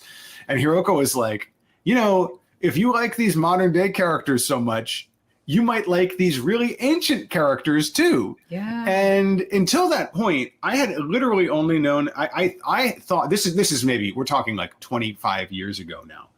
I had literally thought the only yokai I knew were from a very famous cartoon series that I'm sure many people watching know, which is called Gegege no Kitaro. And I thought they were characters from that show, which I thought was a really cool show. I thought it was really great. Right. But what I didn't realize until Hiroko told me is like, yes, Kitaro is a creation of that manga artist, but a lot of the other creatures in there are actually not. They're from folklore. And that really blew me away. And fantastic. Now you mentioned Gegege no Kitaro, which I'm kind of curious. That can't be the beginning of yokai in pop culture, right? No. In Japan, at least. No. I mean, if you really want to go back to kind of origins, you can go back literally over 1,000 years. There's books out there. There's ancient books like Konjaku Monogatari, which tells that's from about, what year is that? 1200? Or so, which that book is it's kind of its title and it translates into tales from long ago, and it tells a lot of kind of local stories, some of which are quite scary. Like so, back in time, yokai were these kind of inauspicious sorts of presences, right? Yeah. And then they started to become, and way back in time, they didn't have any visual presence at all. Japanese religion is actually really associated with not having a lot of visuals of its deities. Like there's a lot of kami. In fact, there's said to be like 8 million kami, which are gods in to translate it roughly. Small deal. In Japanese domestic Shinto religion, but they traditionally do not have any imagery associated with them. And the same thing was true for scary things too. Things like oni or things like yokai. They didn't have visual presences. They were believed to be there and cause all sorts of bad misfortunes, but you couldn't see them. Then around the 1500s, this is when you start to see the first art of yokai, where people are trying to portray their physical characteristics. And whether these pieces of art were made as social satire, as Hiroko said, which is definitely possible, whether they were made as kind of parables, like kind of, moral parables or like Buddhist parables or something like that. They served all sorts of functions, but it's obvious that the artists had a lot of fun drawing them. And they usually took the form of scrolls. And so these scrolls start to become really, really popular around the 1500s, 1600s. But these are like pieces of art. Like you have to be a really wealthy person to own them. Like, average person can't really see these things. They didn't have like museums and stuff back then. So the real flourishing of yokai culture came about in the 1700s, when it's known as the Edo era. Yokai are starting to already feed into pop culture at that point. But as for collectible pop culture, I think the best example are these Karuta cards. Right. So this is a replica set of yokai Karuta cards from the 1800s, the 19th century. And this is one of the earliest examples of an actual like collectible / consumer yokai product. And this was reissued in this box set, which you can still find around. It's called Yokai Karuta. And I believe it's definitely Edo era, which means it's pre-1850-ish. So we're talking, 1850s probably. Right. But 20th century, right? You have the first seminal thing is Tono Monogatari, that book, Tales from Tono. And Tales from Tono came out around 1915 in Japan. But the war happened and the thing started. It's just basically redo. Yeah. And then Mizuki Shigeru. Well, so that brings us to the post-war era. Yeah, post-war era. Yeah. Japan's destroyed. Like not much in the way of entertainment at this time. So one of the first industries to start going again is the printing industry, to get like books and magazines and comic books and stuff out. And this was not like a high, sophisticated literature era. They were churning out like pulp thrillers and things like that. And so spooky stories, yokai stories, all sorts of, creepy tales were very popular in that era of storytelling. And that's actually when Mizuki Shigeru, the guy who did Kitaro, Kitaro in 1960s sparks this huge boom for yokai, culture, and everybody's obsessed. All the kids are obsessed with Kitaro, but Japanese Kitaro is copyright, see in the circle. But yokai are not copyrighted as a concept. Right. And so you saw a flood of merchandise coming onto the market. Are things like this. This is like a vintage encyclopedia of yokai from around that time. And it's just full of really awesome illustrations. God, I love this one. Gorgeous. It's full of really awesome illustrations of, yokai from folklore and things like that. This is Yuki Onna, a really famous yokai woman who is kind of the anthropomorphization of freezing and snow. See, this is another interesting thing. This is a catalog, right? Catalog encyclopedia. Yeah. Seikian book was this encyclopedia. So something never changed. Let's get into some modern day examples. I would love to see, you show me some of the old stuff. Let's see some of the newer yokai collectibles that you guys have. Yep, let me full screen you there for that Kappa magic. Yeah, actually, so these are this is interesting. So most of the yokai toys you see these days are Kitaro stuff. And there's a lot of Kitaro merchandise out there, and it's great.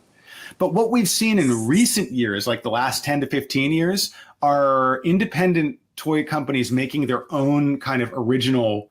These are by Marmot. They're soft vinyl.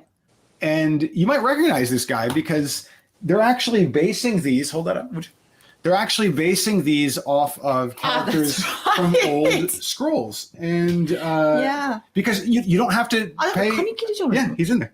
You just saw it. you don't have to pay a licensing fee for these. You can Right. make your own. Oh Like, yeah, the scissors. Yeah. They're going back to old art to make character toys, non-character toys, these original toys. And there's a whole bunch of all sorts of modern things like that. And this little guy is from Sun Guts. Yes, we'll be talking about Sun Guts a little bit today for sure. And this is another one taken directly from Monster Parade scrolls, like those the scrolls of monsters parading all together. And I think it's really, I actually really prefer toys like this to the character stuff because it's kind of a little historic. Yeah. They're educational toys. Damn right. Yes, exactly. I have this. So, but these are more. So, this is actually an example of a more traditional Japanese toy. It's so tiny. Bring it up. So, this is it's a little kappa, and it's made from a painted silkworm cocoon. Silkworm cocoon. So, there's like this kind of. It's a type of doll. That's Zashiwarashi. This is Zashiwarashi, another type And of that's yokai. kappa, And but it's made from the silkworm cocoon. And these are kind of, and they put a little weight in them, and they're kind of roly-polies. So. Stuff like that. And then Hiroko, what were you holding? Is that up a before? traditional or a localized? Localized. Yeah, very local. Yeah. You'd have to be in and then this one, we just got this one at a vending machine. Gashapon. Here's a nine-tailed fox. Fox. So there's so many collectible yokai products out there today. Like, and you don't have to limit yourself to just Kitaro or you know, merchandise from Yokai Watch, which is another big yokai series. And so we're living in a kind of golden age. It is. It's like a neo. I was saying this is like a neo kaiju boom the other day to somebody because of all the new kaiju movies that are coming out. Yeah, and a lot of them independent stuff, but also, I mean, as far as collectibles go, absolutely, we're seeing so many new yokai things coming out. I love seeing yokai in modern day settings too, and I'm really psyched for the new yokai film that's coming out later. I think later this year. The sequel to the Great Yokai War from actually it's funny you bring that up. The Japan Society of California is having a Japan Cuts Film Fest, and I believe it starts on next week, and it runs for a week or two, and that is going to be the American debut of the new Yokai Daisenso Great Yokai War Guardians movie. So I will give you a link to that. If you can boost it, I'm sure people here. And there's also another. There's another great yokai movie on that slate called Yokai Hunter Hiroko. It's otherwise known in English as Hiroko the Goblin. It's from 1991, and it is a great movie by Shinya Tsukamoto, who did Tetsuo, the Iron Man, and Tetsuo 2 Body Hammer. It's a great movie. It's also available for streaming as part of the Japan Cuts. In a new 2K restoration, not a 4K, a 2K restoration. Hey, I'll take what I can get. Exactly. So yokai. So I'm glad you brought that movie up because you can actually see it next week.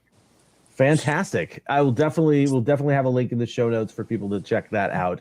I'm just probably need to wrap this up. Thank you guys so much for taking the time to talk about the spooky, the uki, and the kooky of Japan's yokai, because I absolutely love this stuff. And my co-hosts and I are now going to show off some of our favorite collectibles. And hopefully we can build this yokai collector society up. Can't stop this. Well, make this the first thing you collect, people. Absolutely. Make this the first thing you collect. It's full. Pandemonium. It's full. And then when you get serious, yes, get Japan pandemonium. Exactly. So, yes, definitely. But glad we could help.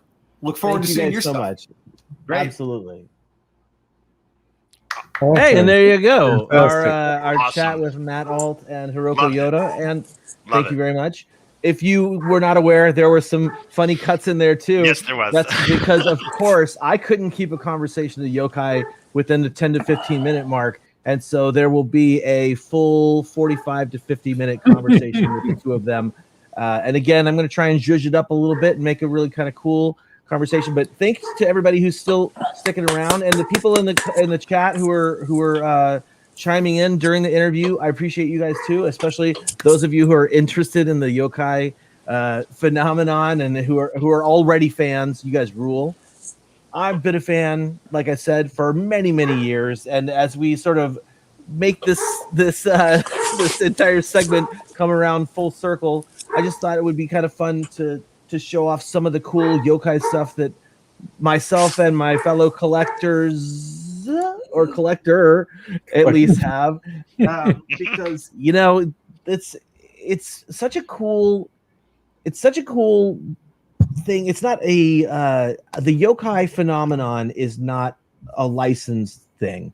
Everything in my, as Matt mentioned, everything in my collection is like a licensed figure almost, with some very small exceptions, and those small exceptions, of course, are also small yokai. So I just had a whole big thing where I talked with Matt and Hiroko.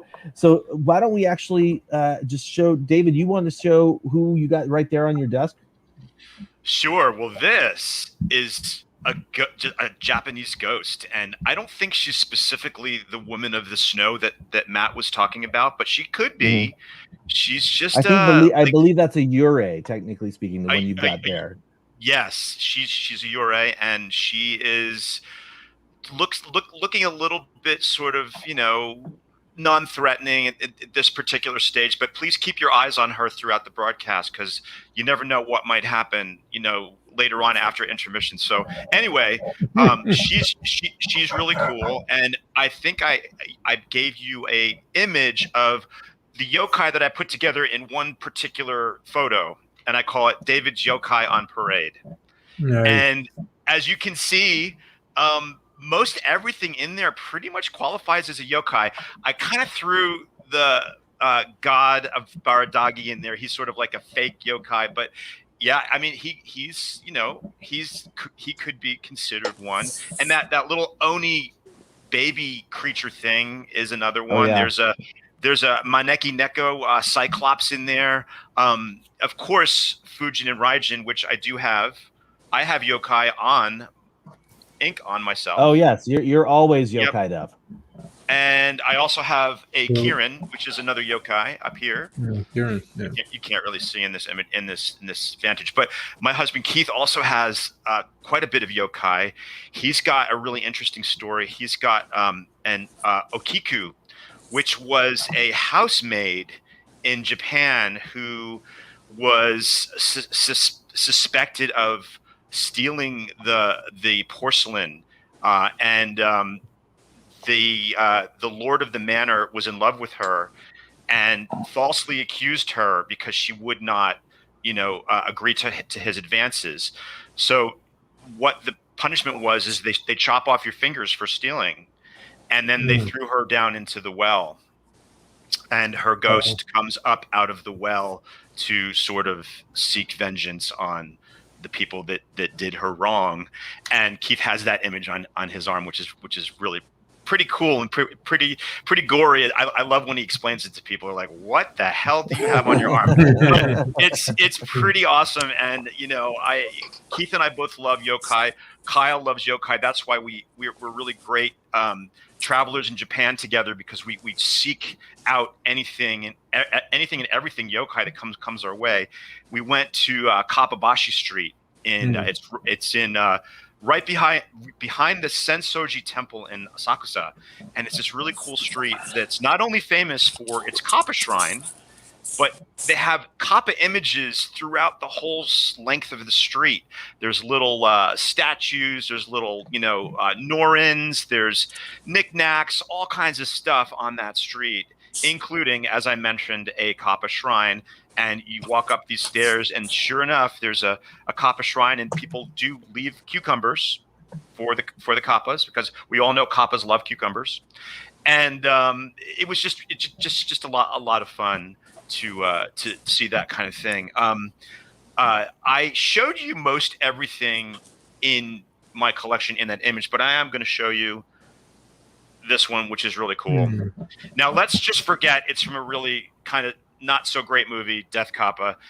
It's just I just treat it as a Kappa. It's a cool glow in the dark Kappa, and I love the way he looks. I love the sculpt. I actually do have the very same Marmot Kappa that they showed in Kyle's segment. I've got him. I actually just posted a fun picture of him in our group, in our Facebook group, if you want to check that out.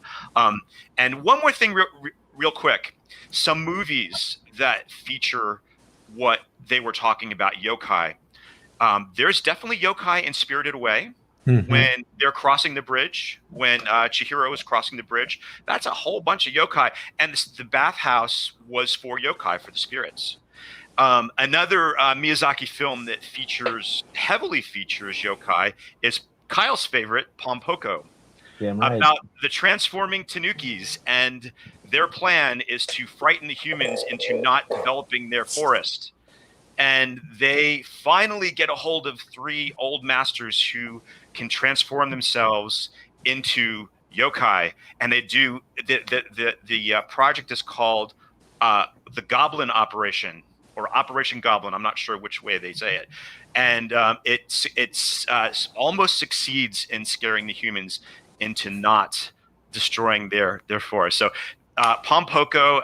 Also, what else is another one? Oh, and of course, Kwaidan, which is a must-watch every Halloween for me. It has a lot of awesome ghost stories, including The Woman of the Snow, which is my favorite segment on there, and Hoichi the Earless, another great story. Yeah, that's a really good one. But there's a lot of yokai stuff out there. Kinokuniya Books actually has a whole section of yokai books, including some of the ones that were featured. And I highly suggest, if you like spooky, ooky ghost stories, that you check this stuff out, because some of it is pretty scary. And you know, I was another one of those kids who also loved things that frightened me. So ghosts and goblins and scary things scared me, but I was sort of I gravitated towards them. And I was also looking under my bed and in the closet and the whole thing. So yes, I was very happy that Kyle wanted to talk about yokai in this particular episode. And yeah, that's about all I have to say. And I'm looking forward to the new film and to the box set, which is a must-have. And yeah, that's it. Woo! I'm just kind of curious, as I forgot to ask you, John, do you actually have anything yokai related that you're looking to show off right now? No, I have just a few small things problem, tucked away.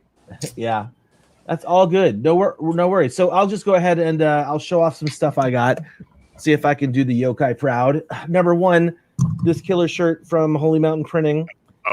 Featuring the very first film in the trilogy's poster artwork, Yokai Hyako Monogatari, which basically means 100 ghost stories. And in terms of collectibles, for quite a long time, there weren't a lot of collectibles available for those films' characters.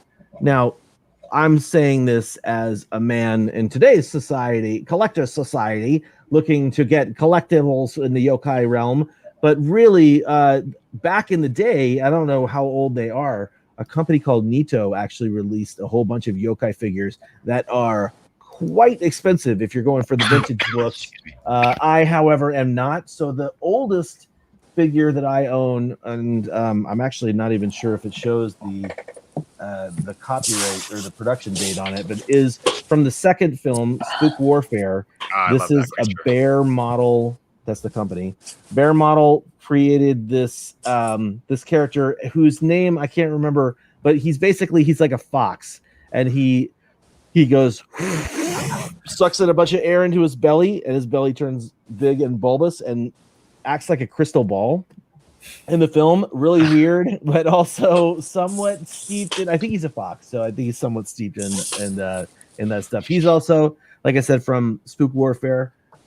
Secondarily, I would show some of the other oldest stuff that I have, which is not really that old, except for the fact that I'm kind of old. And these are the X Plus Polystone yokai sets. Those are fantastic. They made 3 to 4 sets, and this is so old that the little padding just came off from the base here.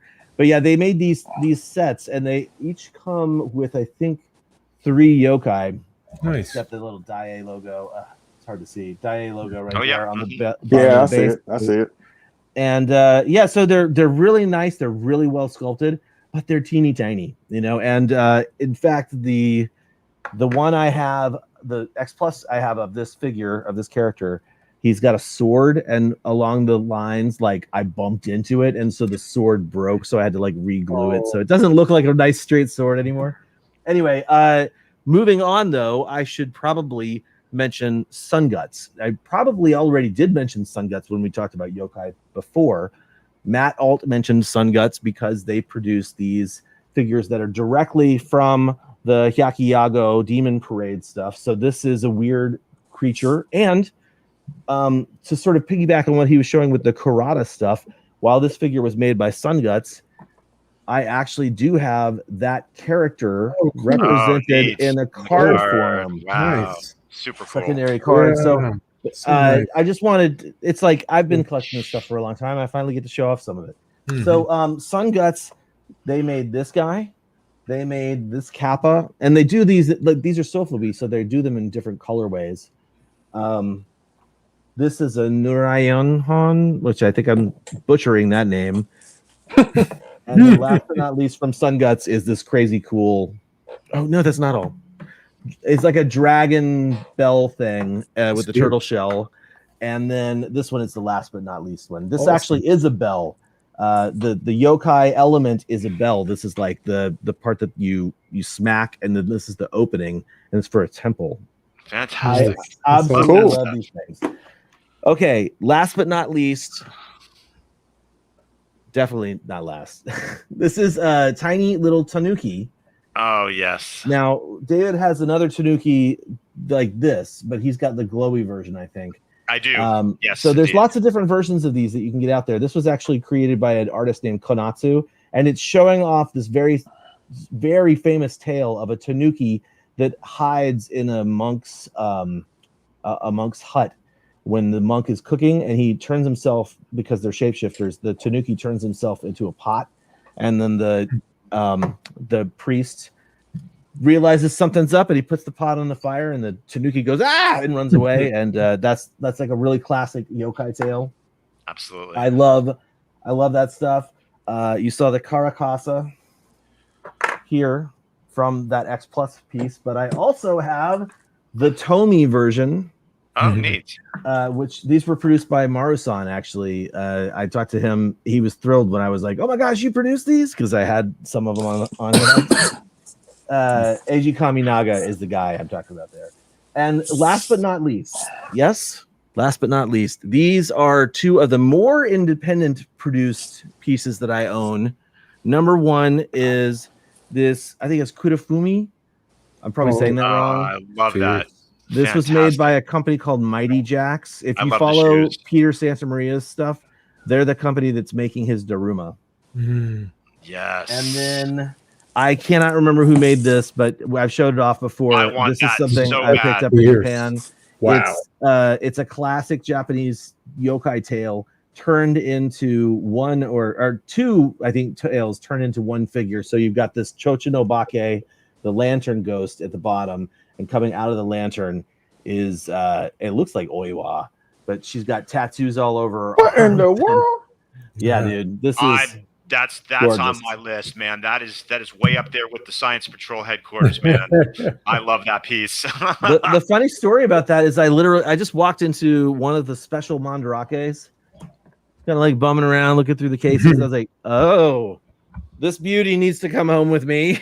Like I'd never seen it before. Just it was like totally the Science awesome. Patrol. That's the same way you found the Science. Well, actually, Lady Kyle found it, but right? Well, she was with me. I think I saw it. I think I was the one that gasped. Lucky. Anyway, the last yokai thing I want to share is, I can't remember if I shared this, but I ordered it last year. You guys can tell me if you recall this. This is actually a Karakasa, an umbrella ghost that was sculpted out of mammoth bone. Wow. So it's like a Natsuke style. It is. It's a real Natsuki or Netsuki. See, there's the two holes on the back that you pass the cord through. So, when I embrace my full weeb and start wearing my kimono around, this will be the thing that holds my little wallet to my obi. Oh, man. Oh, my God. Yes, I said that live. It's cool. Oh, we just lost so many viewers. Anyway,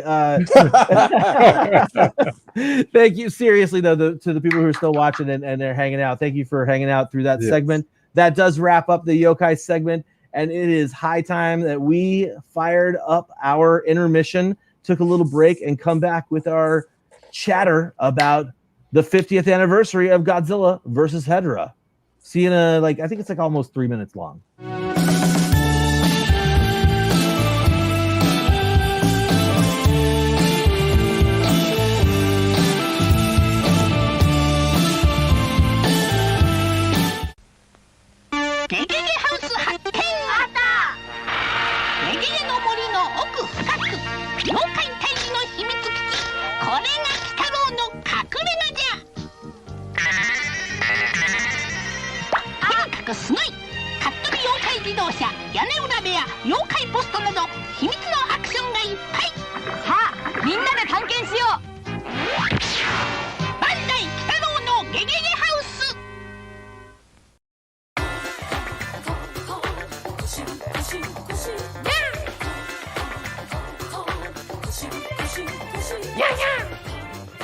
星が決めてエイズコックきつねうどん新登場 Out of the polluted waters it came, to become the most fearful menace that ever threatened mankind.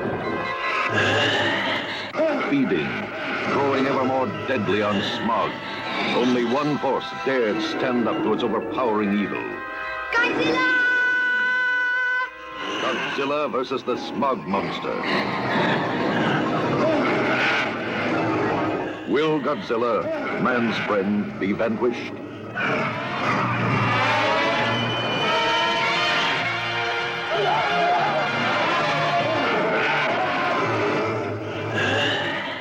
More than 1,600 dead have been reported, while other casualties are expected to exceed 30,000.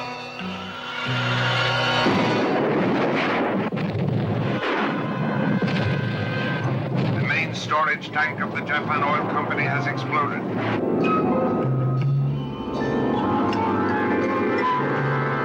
Nothing man can do can stop the Smog Monster. Can Godzilla save the Earth from this mastodon of destruction?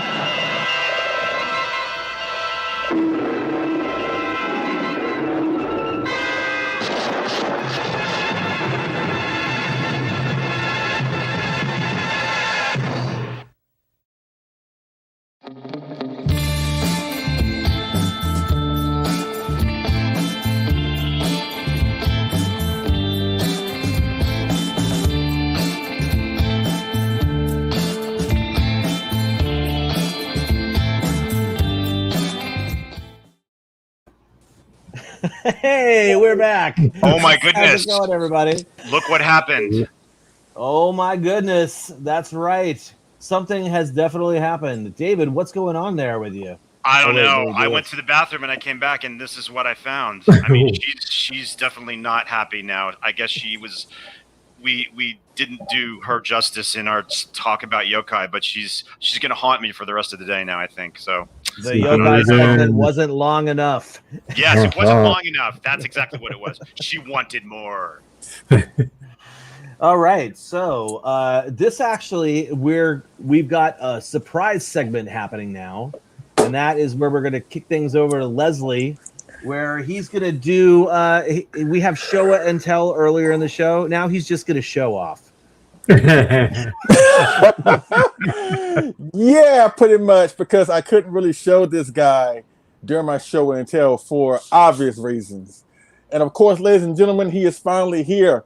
The Spiral Studios Ultimate Masterline statue of King Ghidorah 2019. Yeah, he's a big one. Hold on one second. I got my tape measure here. Let's see. Hold on. His tallest head is 2 feet tall, 24 inches high. Wow. The wings, gigantic. his wings is like 32 inches high. Wow. And it's almost 3 feet. And from tip to tip, we're looking at maybe 40 No, 120 inches. Careful, buddy. You're gonna if you move too far, you're gonna pull your. Yeah, I know. Yeah, just making sure. I appreciate it. Oh, you know what? I take it back. I take it back. I'm so sorry. His tallest head is.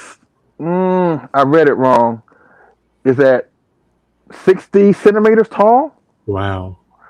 And his wings is at maybe. Oh, it's at 80 centimeters tall.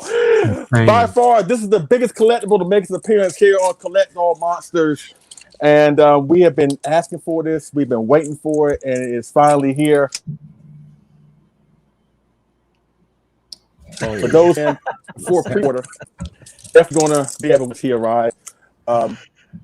So I know my signal's kind of trashy up here, but you know what? He's probably the one that's causing all the problems because he did control weather elements, blah blah. Yeah. But this is great. This is an awesome King Ghidorah, in my opinion, the best King Ghidorah collectible out there at the moment. And don't want to give this guy too much attention right now, even though he kind of deserves it. But I will be doing a review on this guy real soon.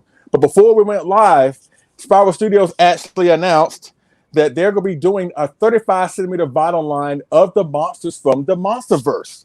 Wow. And who is up first? I'm going to try and showcase it here. Titanus Mothra. You got me. Thank you.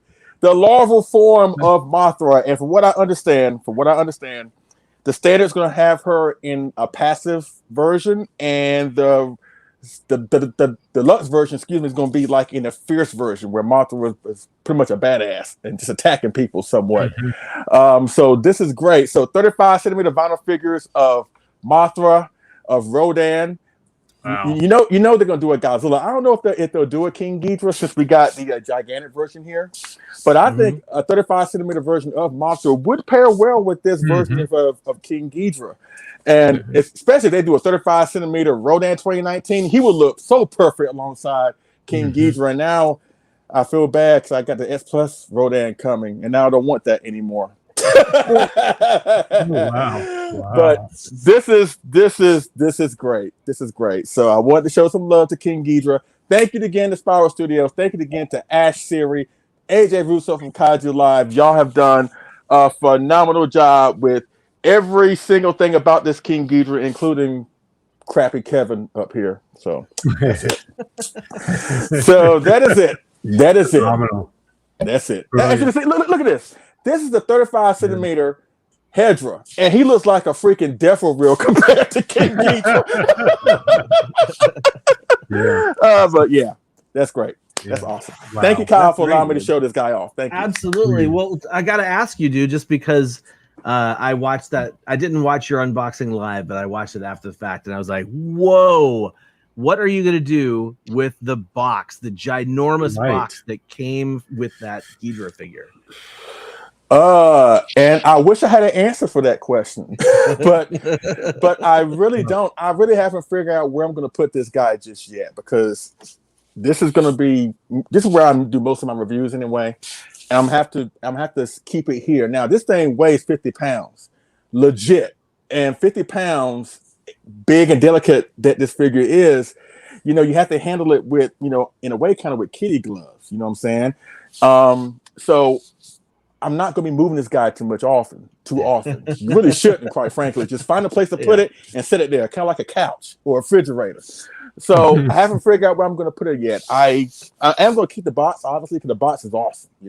I may put him on top of that. Awesome. Yes, I may put him on top of that, but I haven't figured it out yet. As soon as I do the review, then I'll decide where I'm going to put him. But let me just apologize, everybody who watched that video. I'm sure y'all enjoyed it. I hope y'all did.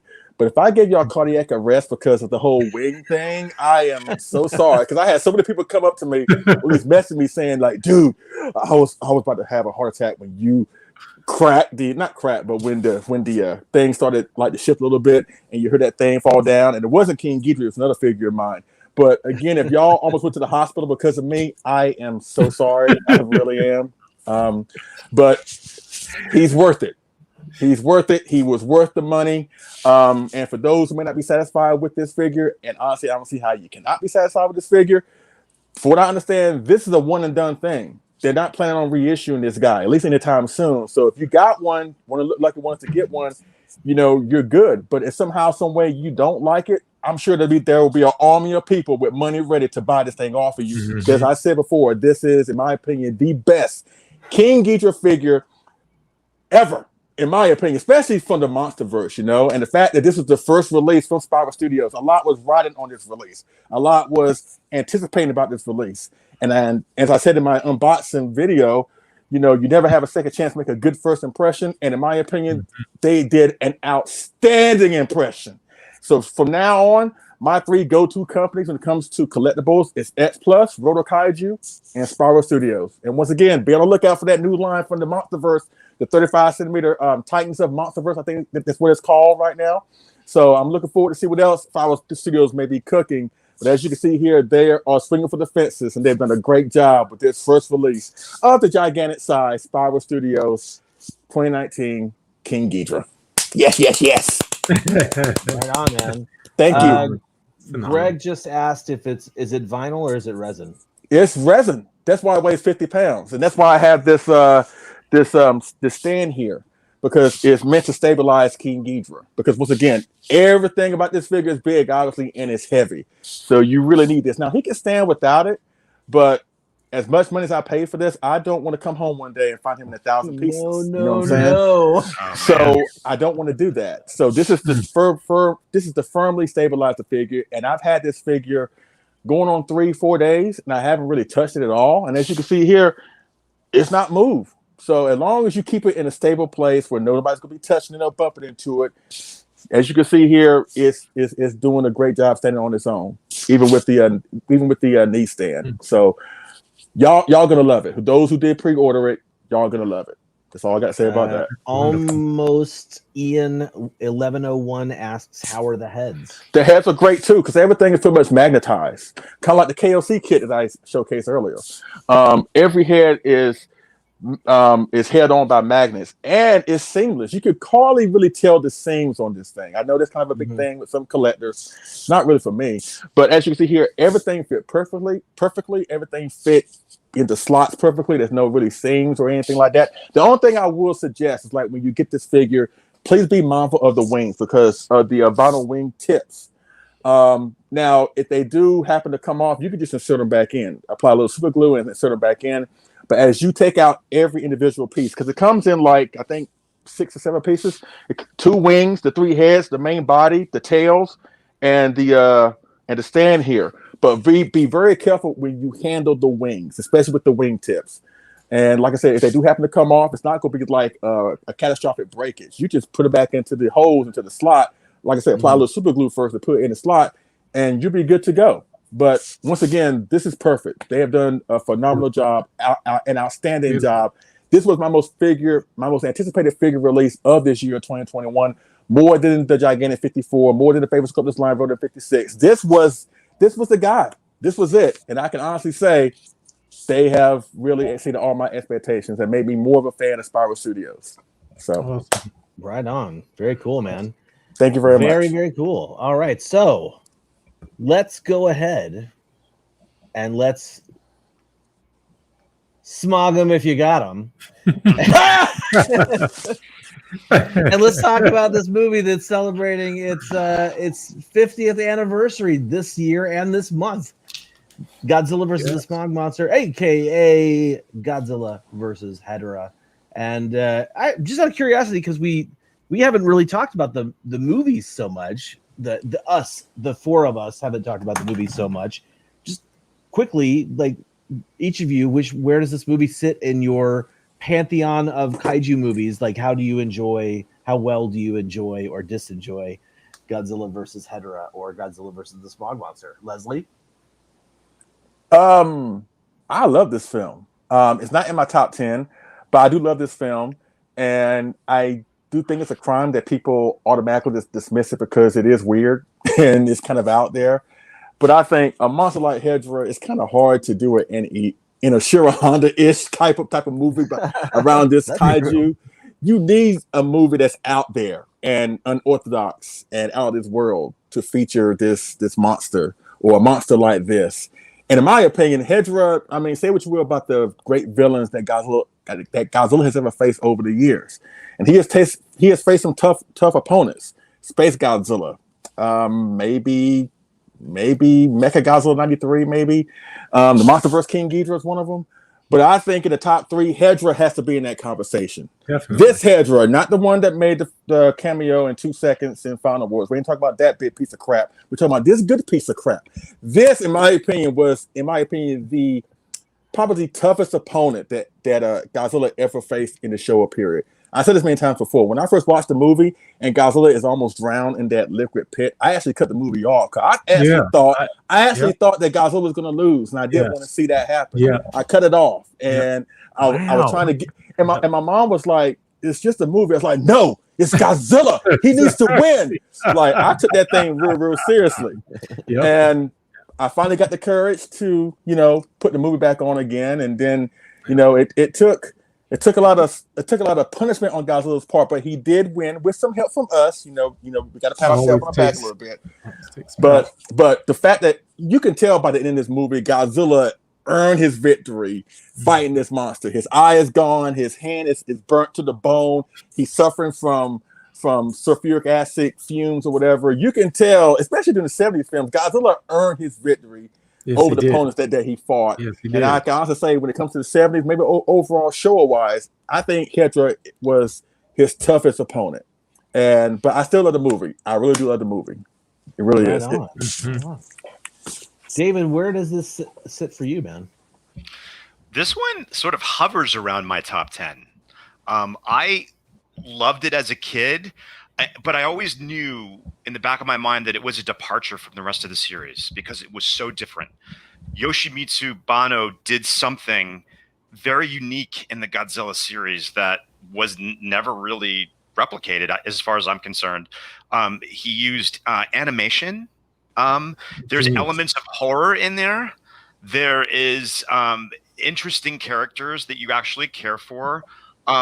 They use a pretty, an issue that was in the forefront in industrial Japan, which was pollution and air pollution, water pollution, and they made a Godzilla film surrounding these issues. And it utilized like pop culture, like the go-go culture. It was just a very, very unique entry in the Godzilla series. And I think I'd mentioned this to John Ruffin. I used to use my father's tape recorder to record Godzilla movies before VCRs because I'm that old. Yeah. So the two that I distinctly remember recording was the original 54 and Godzilla versus the Smog Monster. Yeah. And I remember singing that song, Save the Earth, the English version, over and over and over again. And I just knew it was different, but I loved it just the same. And as Leslie mentioned, Godzilla got tore up. He really got tore up in his film. Like he was like when you see him sort of walking away in the final scene, and he just kind of looks at humanity and he just kind of shakes his head. He's like, "Man, you guys don't do this again." Exactly. And you got to face me. And it's one of the films that one of the main characters actually dies. That's true. That's true. And but the thing that I want to say first and foremost is Matthew Bazell, one of our viewers, is the one that gave me the idea to propose that we talk about the collectible side of this film because he thought it would be a good idea because it is the anniversary. So thank you, Matthew, for that suggestion. And I hope you're watching. If not, I hope you watch it when you get home from work. I think you said you had to go to work, but I hope you do watch it. And thank you for the suggestion. It was a very good one. First and foremost, it is the Godzilla movie that got all of us salivating about Godzilla toys. Indeed. When the opening scene, when Ken is in his little yard and he has the little shed out there, he's got bull marks, Marsons, all that stuff. And then he takes some of them and, gives them a ride down the sliding board. And, it's the first glimpse that we got to see of some of the first Godzilla toys Japan ever produced, which in itself, for a collectible show like ours, is pretty epic. I think it's pretty great. Now, Kyle, is this the point we're going to show them off, or are we going to do that? Should I go ahead and do that now? I was just asking everybody like what they thought real quick. If we just want to get John's thoughts, I could follow up and after. Yeah, that's my take. John, take it away. What do you think? You both so far have said things that are so true for myself. I would include it in my top 10, and every time I watch it, it just grows on me more and more. I have great appreciation for it. Like yourself, David, I had it recorded on tape. The funny thing is, I have all the Showa films. You can almost, if you can see it, the audio. I was listening to Biolante this morning, but just all the audio for each film. So just the audio, yeah. Mm-hmm. Yeah, just to look, because working your Japanese too. With that said, this film is growing on me in different ways. And just to reiterate what you said about the characters, what I realized, I watched it a week or so ago. There is, because pollution is such an issue. I mean, today we're dealing with climate change and global warming, so the issues resonate to this day. And that film is just as relevant today as it was in 71 and in the 70s. Absolutely. And it's going to take every age group, every generation in society to tackle. And in the film itself, you have a sliver of every group represented and how they see the problem, from kin all the way to those obscure, kind of scary folk that were out there looking at the youngsters. Yeah. I mean, you had a little bit. I remember Ken's that. Mom, everybody chipped in and had a perspective. And it plays out. Even the media, you watch how the media kind of drives the narrative. Brilliant film. And from the beginning, it hit me a week or so ago when Ken is, working up our desire for his toys. They're like gods on the shelf, and you mess around with a yokai, or whatever, you mess around with the wrong thing. You don't take care of the world right. And, it comes back to bite us. So I think the relevance of Godzilla versus Hedorah is very important, and it was one of. And I too, like you, Leslie, I would turn off that part when he's getting, about to drown in the sludge, and then I come back later. But I love it. I love it more. That and Ebera, they just get better. They just like fine wine. They get better with time. I agree. Now, John, you mentioned the scary-looking people that were in the reeds, sort of juxtaposition to the go-go music. When I watched it for a few weeks ago, I actually saw them as ghosts or spirits. Interesting. Not necessarily as people who were alive. They were like the earth. Yeah. Kind of like what is going on here. It's just one of those things that there's so much going on in that movie on so many different levels. And, we get science lessons. We get, it's just incredible. And each time I watch it, it gets better and better, as you mentioned, and I notice something different each time. You just made me think of something, and this is a little sensitive to mention, but I will, and it's going to make me go research because it makes me think what Bono was what was in his mind.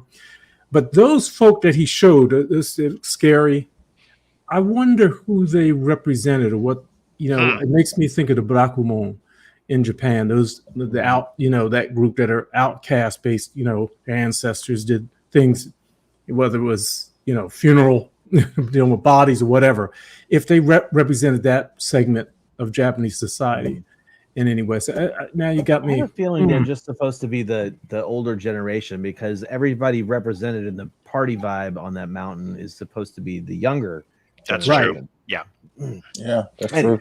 It's true, and it shows Japanese society like there's a bunch of men playing mahjong, and they're not paying attention to the warning that there's a monster, potentially around there, and then the next thing you know, they don't stop playing, and all of a until they do stop playing because a piece of sludge just crashes through the window, and they're all just like dead. And yeah, it's pretty gruesome. And then the club scene with the fish head dancers. But I'm always curious. I forgot who the brother is in the poster on the. Who was that? Who was that dude? I researched it before. Who was that? See, there's a lot in that film. I'm telling you now. To take that thing much more deeper than it appears. I used to know who that was. Is it Coltrane? I don't think that was Coltrane, but I don't know. I've got to. I was trying to write a blog on it a couple of weeks ago, just on my new appreciation for it, but I haven't finished. And man, I got some research to do. I love it. And that poor little white cat. Yeah, the baby. Okay, the baby. The cat. I mean, you're funny, dude. With the camera over there and the baby up here. Oh my goodness, I love it. We can get deeper. We can go metaphysical on this thing too. That'd be fascinating. I mean, I'm tempted to just let you guys roll with it. I have to say that the Smog Monster is a movie that has aged like fine wine for me. I remember not liking it very much as a younger fan, and it wasn't until I heard people. So when we did the film festival in 2004, I sort of polled a bunch of people. I was like, "Oh, what are some of the Godzilla movies you'd like to see at a film festival?" Mm-hmm. And I was shocked at how many people said Godzilla versus the Smog Monster. It was overwhelming. Wow. And so we got it and stuff, but it was a long time before I actually started to really appreciate the nuances of Godzilla versus the Smog Monster, because it was not one that I have any nostalgia for. Mm-hmm. But it is very good, and it's got all sorts of cool stuff in it. I don't want to rehash everything everybody else said, but what I do want to just glom onto is that several of us talked about its significance, its historical significance for being produced at that time. And I think that in terms of Godzilla movies, the 54 film, the 71 film, Godzilla vs. Hedorah, and Shin Godzilla are really the only three films that tap into the public consciousness of that day and I agree. Show that to us in film form. So there we go. That's all I have to say about Hedorah as a film. I think this would be a perfect opportunity to talk about the collectibles. And why don't we start with Matthew's idea with Kenny? Sure. Should I go first? Yeah, go for it. All right, now I am after the actual original piece, but I do have pretty close to the actual color of one of the Godzilla figures that Ken slid down into the dirt, and I cringe now when I see that happening. I'm like, no, be careful. But we have to remember these were meant to be played with. I'm gonna move here for a second. Sorry. These are children's toys that are meant to be played with, and I remember seeing this figure and being like, how do I get that? Where do I get that? Does it really exist? Is it a prop from the movie? Etc. Etc. Etc. This is, of course, the B Club reproduction that I got. I think from Mike Johnson, like maybe 15 years ago. And but I am in search of one of the originals, and John actually got one from Sean at I'm sure he'll talk about that later. But this is one of the pieces that from the film. The other one, this is an actual I need one of them. Another one that went down the sliding board. This is the original Bullmark Bullmark Godzilla that accompanied the other figure going down the sliding board. So I was able to handpick this guy in Japan, which was another awesome experience, which I've talked about in the past. And then if you notice in the background, in the shed, if you've got an eagle eye, There's one of these guys hanging out. Yes. Although it's the larger size one. It's the jumbo one, but he's hanging up there, and there's a little bird going chip, chip, chip, chip, chip, chip. And right next to the bird is this dude. And this one is also a vintage piece too. This is a vintage bull mark. King Ghidorah from that time period. And then and I don't remember seeing anything else that he had. Was there anything else that he had in that shed that we might have missed? But I thought I saw a flying Ultraman. Oh, maybe there was. There might have been an Ultraman in there too. Is there right. a I have to go back and look. I don't know. Now I have to go watch it again. But there's a lot more. Those were the ones that inspired me to get those exact replicas from the film. And like I said, I am in search of the original. And I'm going to finish with one last thing. This is my favorite collectible of Smoggy himself. Neat. This is a little Caractix Smog Monster, painted actually by Yuji from M1. Beautiful.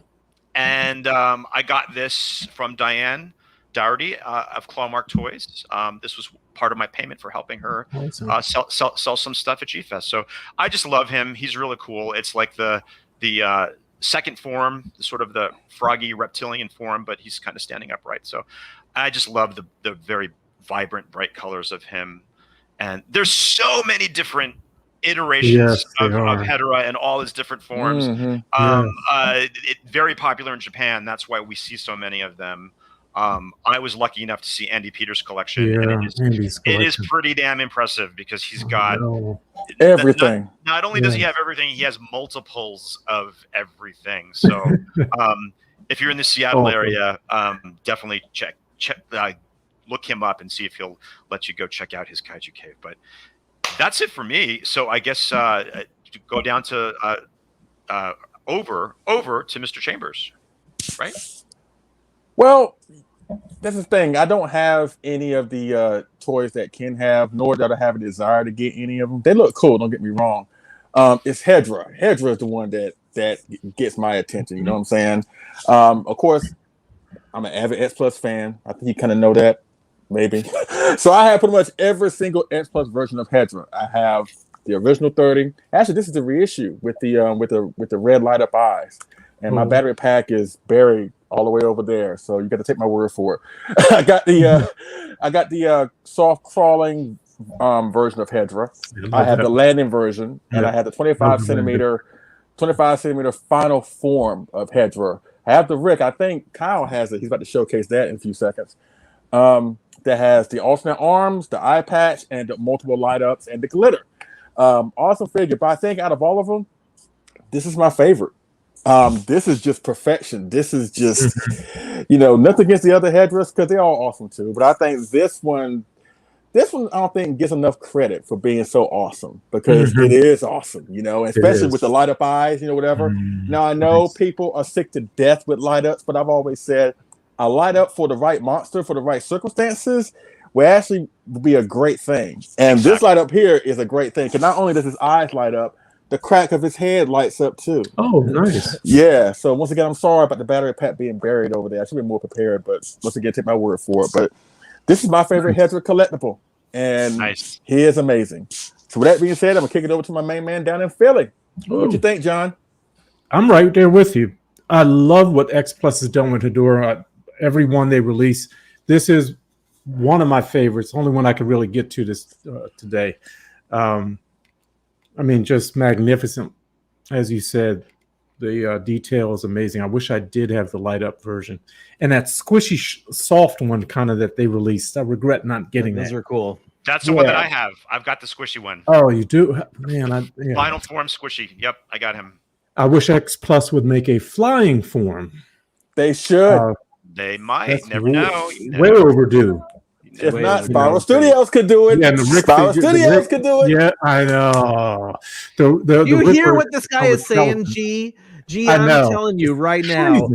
Leslie is sitting here like asking Spiral Studios to usurp the X Plus crown. Don't let him do it. Don't let Spiral take the crown from X Plus. Sorry, I had to say it. Here's That's awesome. Squishy soft. That's dope. That feels weird though. Oh, but that's bringing Hedorah home. Bringing the garbage home. Now, you don't bring the garbage home. Wait a second. Now, the one other item I would be at fault if I did not show a book. Whoops. But this is the Asahi Sonorama. Nice. Godzilla versus Yeah. Oh yeah. I love this this book and the album. I wish I'd been careful with the pages here, but you can't go wrong with adding this to your collection. Beautiful photos inside of the movie and art. And lastly, John, at the back of that book, there's a little circle graphic of Hedorah next to a Shinkansen. Yes, it is. I used that in the art. Yes, you sure did. Right, it's also right behind you. Oh my God! Wow. Yes, indeed. Ain't that cool? And lastly, I have a little collection of the cast Iwakura figurines, and this is one of my favorite of Hedorah. I have quite a few. I have that set they came out with, has a little tadpole and flying Godzilla and all that in there. But this one, I pray that doesn't fall over. But the fish people, the yes, fish people, I love this. Love that one. That is the coolest one ever. They are a little dusty, but I'm embarrassed by that. But of all of the Hedorah items I have, I love that one as well. And that's it for me. Kyle. Awesome. Right on, man. Well, thank you very much for sharing. I also, John, you didn't show yours, but you did show it months ago. Yes. Oh, yeah. I don't have I don't have the vintage one, but like David's, I have the B Club version. And I just, for me, I didn't really like the colorways on several of the options. Mm-hmm. Some of them were kind of interesting, but I just went with the green vinyl version because I think he's kind of cool looking. And maybe I'll slide him down the slide at the neighborhood a few times and really get some of the paint rub off so he doesn't look so new. But I do have a Marusan 60s Godzilla as well, but it's like a way past reissue glow. Hedorah, though, the Smog Monster. Yeah. I have a Godzilla that I use the 68 X Plus Godzilla as my fill-in for 68, 69, 71, 72, right? So I don't blame you. I don't even really have the 71 X Plus Godzilla. But it's in terms of Hedorah, I had that 30 centimeter one that you guys were showing off.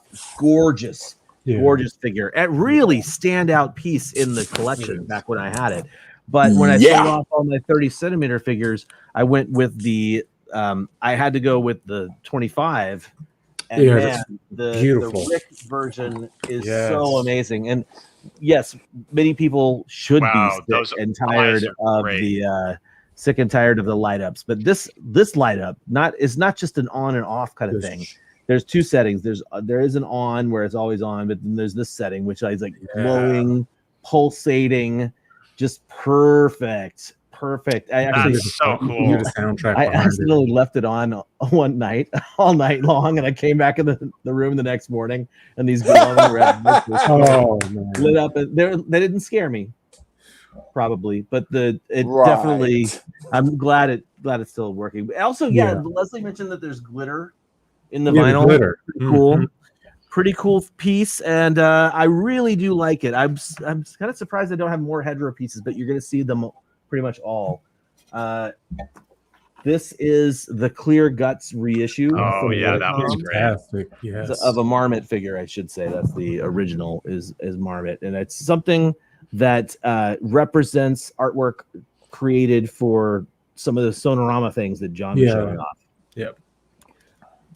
Oh, the Clear Guts stuff, and then last but not least, I did show this off when I picked him up a long time ago. This is the smokestack, or the smoker, as I call him, version of CCP's Hedorah. And this is the Japan culture version, where he looks like one of the balloons from the Matsuri festivals. I really like the smokers, but this was the first one I was able to actually order because I wasn't able to like know. I didn't know where they came from. I didn't know how you got them, etc. Mm-hmm. So now I know, and this is probably the only one I'll ever. I got a smoker too.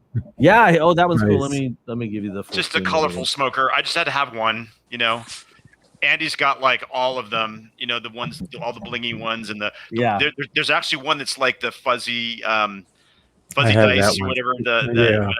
Flock. Yeah, I have that. I have that flock. one. That's the word I'm looking for. Yeah. So you have a flocked one, John? That's awesome. Mm-hmm. I got one of those in Japan. It has the tadpole with it. And then in the intro to the show, which I won't play again, I had the plush Hedorah, which actually belongs to Lady Kyle. I bought her that a while ago. Hedorah is a great monster. Really great design, really diabolical and dangerous monster. I wish I had more representations of the kaiju in my collection, but I feel like the things that I have are pretty awesome, and I'm super happy with the pieces that I have. Do you guys want to cover anything else about this historical 50-year anniversary film? I think there may be another. Did a great job. I think we did it. Only the Japanese can make a big pile of crap so awesome. But I gotta ask, how do y'all say Hedorah? Is it Hedorah, Hedorah, Hedorah, or Hedorah? What do y'all say? I say Hedorah. May I start? Yes, you may. Mind if I start? So I basically I made the decision many years ago while I was doing the podcast that I want to try and say the names right. And so the right name is the Japanese name. I hate to say it like that because it sounds so gatekeepy, but basically the word is Hedorah, and it's not Hedorah, which would mean something entirely different and spelled entirely different in Japanese. So Hedorah, Hedo means something sludgy, I think. Hedorah? Yep. I think it is. Hedorah. So essentially, the Japanese name is Hedorah, and I said it wrong because of the dub. All of those dubs that screw up the names, man. It's like the story about trying to clean up a rumor by throwing, a pillow filled with feathers into the air. Like they're going to try and pick up all those pieces to try and correct it. It's like you can't. It's not Hedorah. Nope. It's Hedorah. And actually, I say it like Hedorah, all even like that too. Not Hedorah. Right, Hedorah. What about you guys, John? No, that's how I like to pronounce it, Hedorah, but it doesn't always come out that way. I have the same issue with Biolante. I mean, Biolante. And like with Destroyer, like I just say Destroyer. I don't even. Yeah, you're American. You can do that. Yeah, I mean, that's a different story, though. That's different than the word Hedorah being called Hedorah in the movie. But what anyway, we grew up with, what we heard in translation is the problem. Mm-hmm. Throughout the film, Hedorah. And that is so endearing. I mean, you kind of get hooked on what you grew up with. True. For me, I didn't even realize it was, Hedorah, it was Smog Monster for me for 30 years. There you go, man. That's right. Yeah, that's awesome. All right. Well, hey, thank you to Matthew Bazell for suggesting that. And we you don't want to hear how I say it? Oh my God. How do you say it? Hedorah. Perfect. Not Hedorah. Hedorah. Hedorah. Okay, carry on. Carry on. All right. Oh, David, I forgot to ask you something before. I got to try and figure out. I got to send you a Facebook message before we close out the show, which is not happening now. We're not closing out the show now. You know what we're doing right now? According to my notes, we're doing another giveaway. Awesome. He's excited for a giveaway, right? We got 50 people watching live. Nice. Wow. Oh, man. Now, we were supposed to have one giveaway that was done through Christine.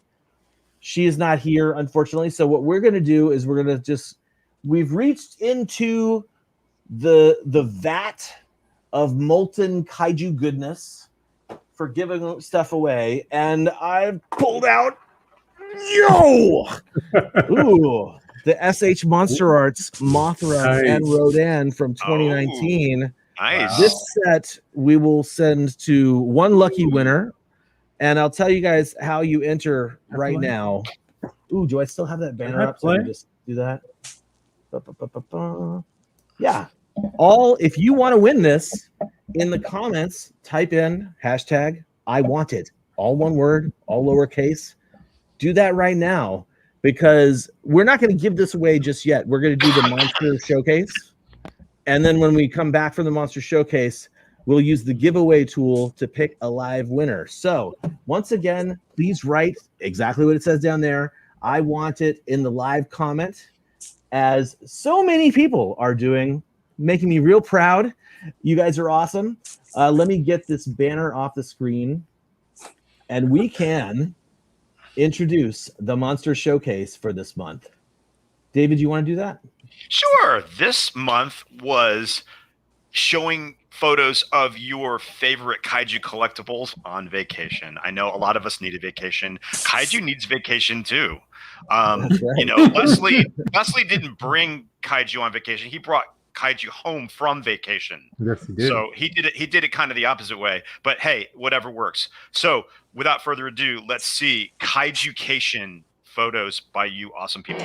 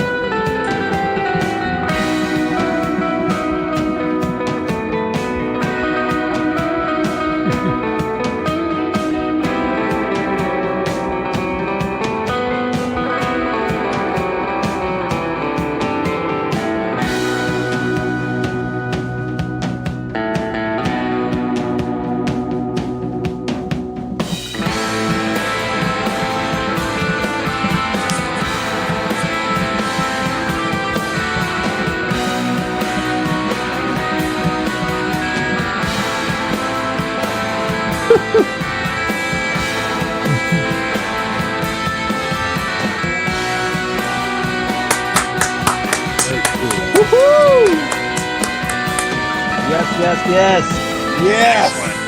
Let me pause that right here on the screen here. So what we're doing, thank you. First up, thank you to everybody who submitted their photos. Yes, those nice are fantastic. I'm sure David would want me to say that once we are finished with this episode, the co-hosts, we're going to convene after this, and we're going to pick the winner of the next Collect All Monsters swag from these photos. So we will let people know tomorrow, right, David? Tomorrow in the group? Tomorrow morning. That is correct. As soon as I get up. All right. And that is in our group. And I'll just go ahead and throw up the Facebook Monster Collectors. That's being weird. So I'll do that in a minute. But we definitely have another one for next month.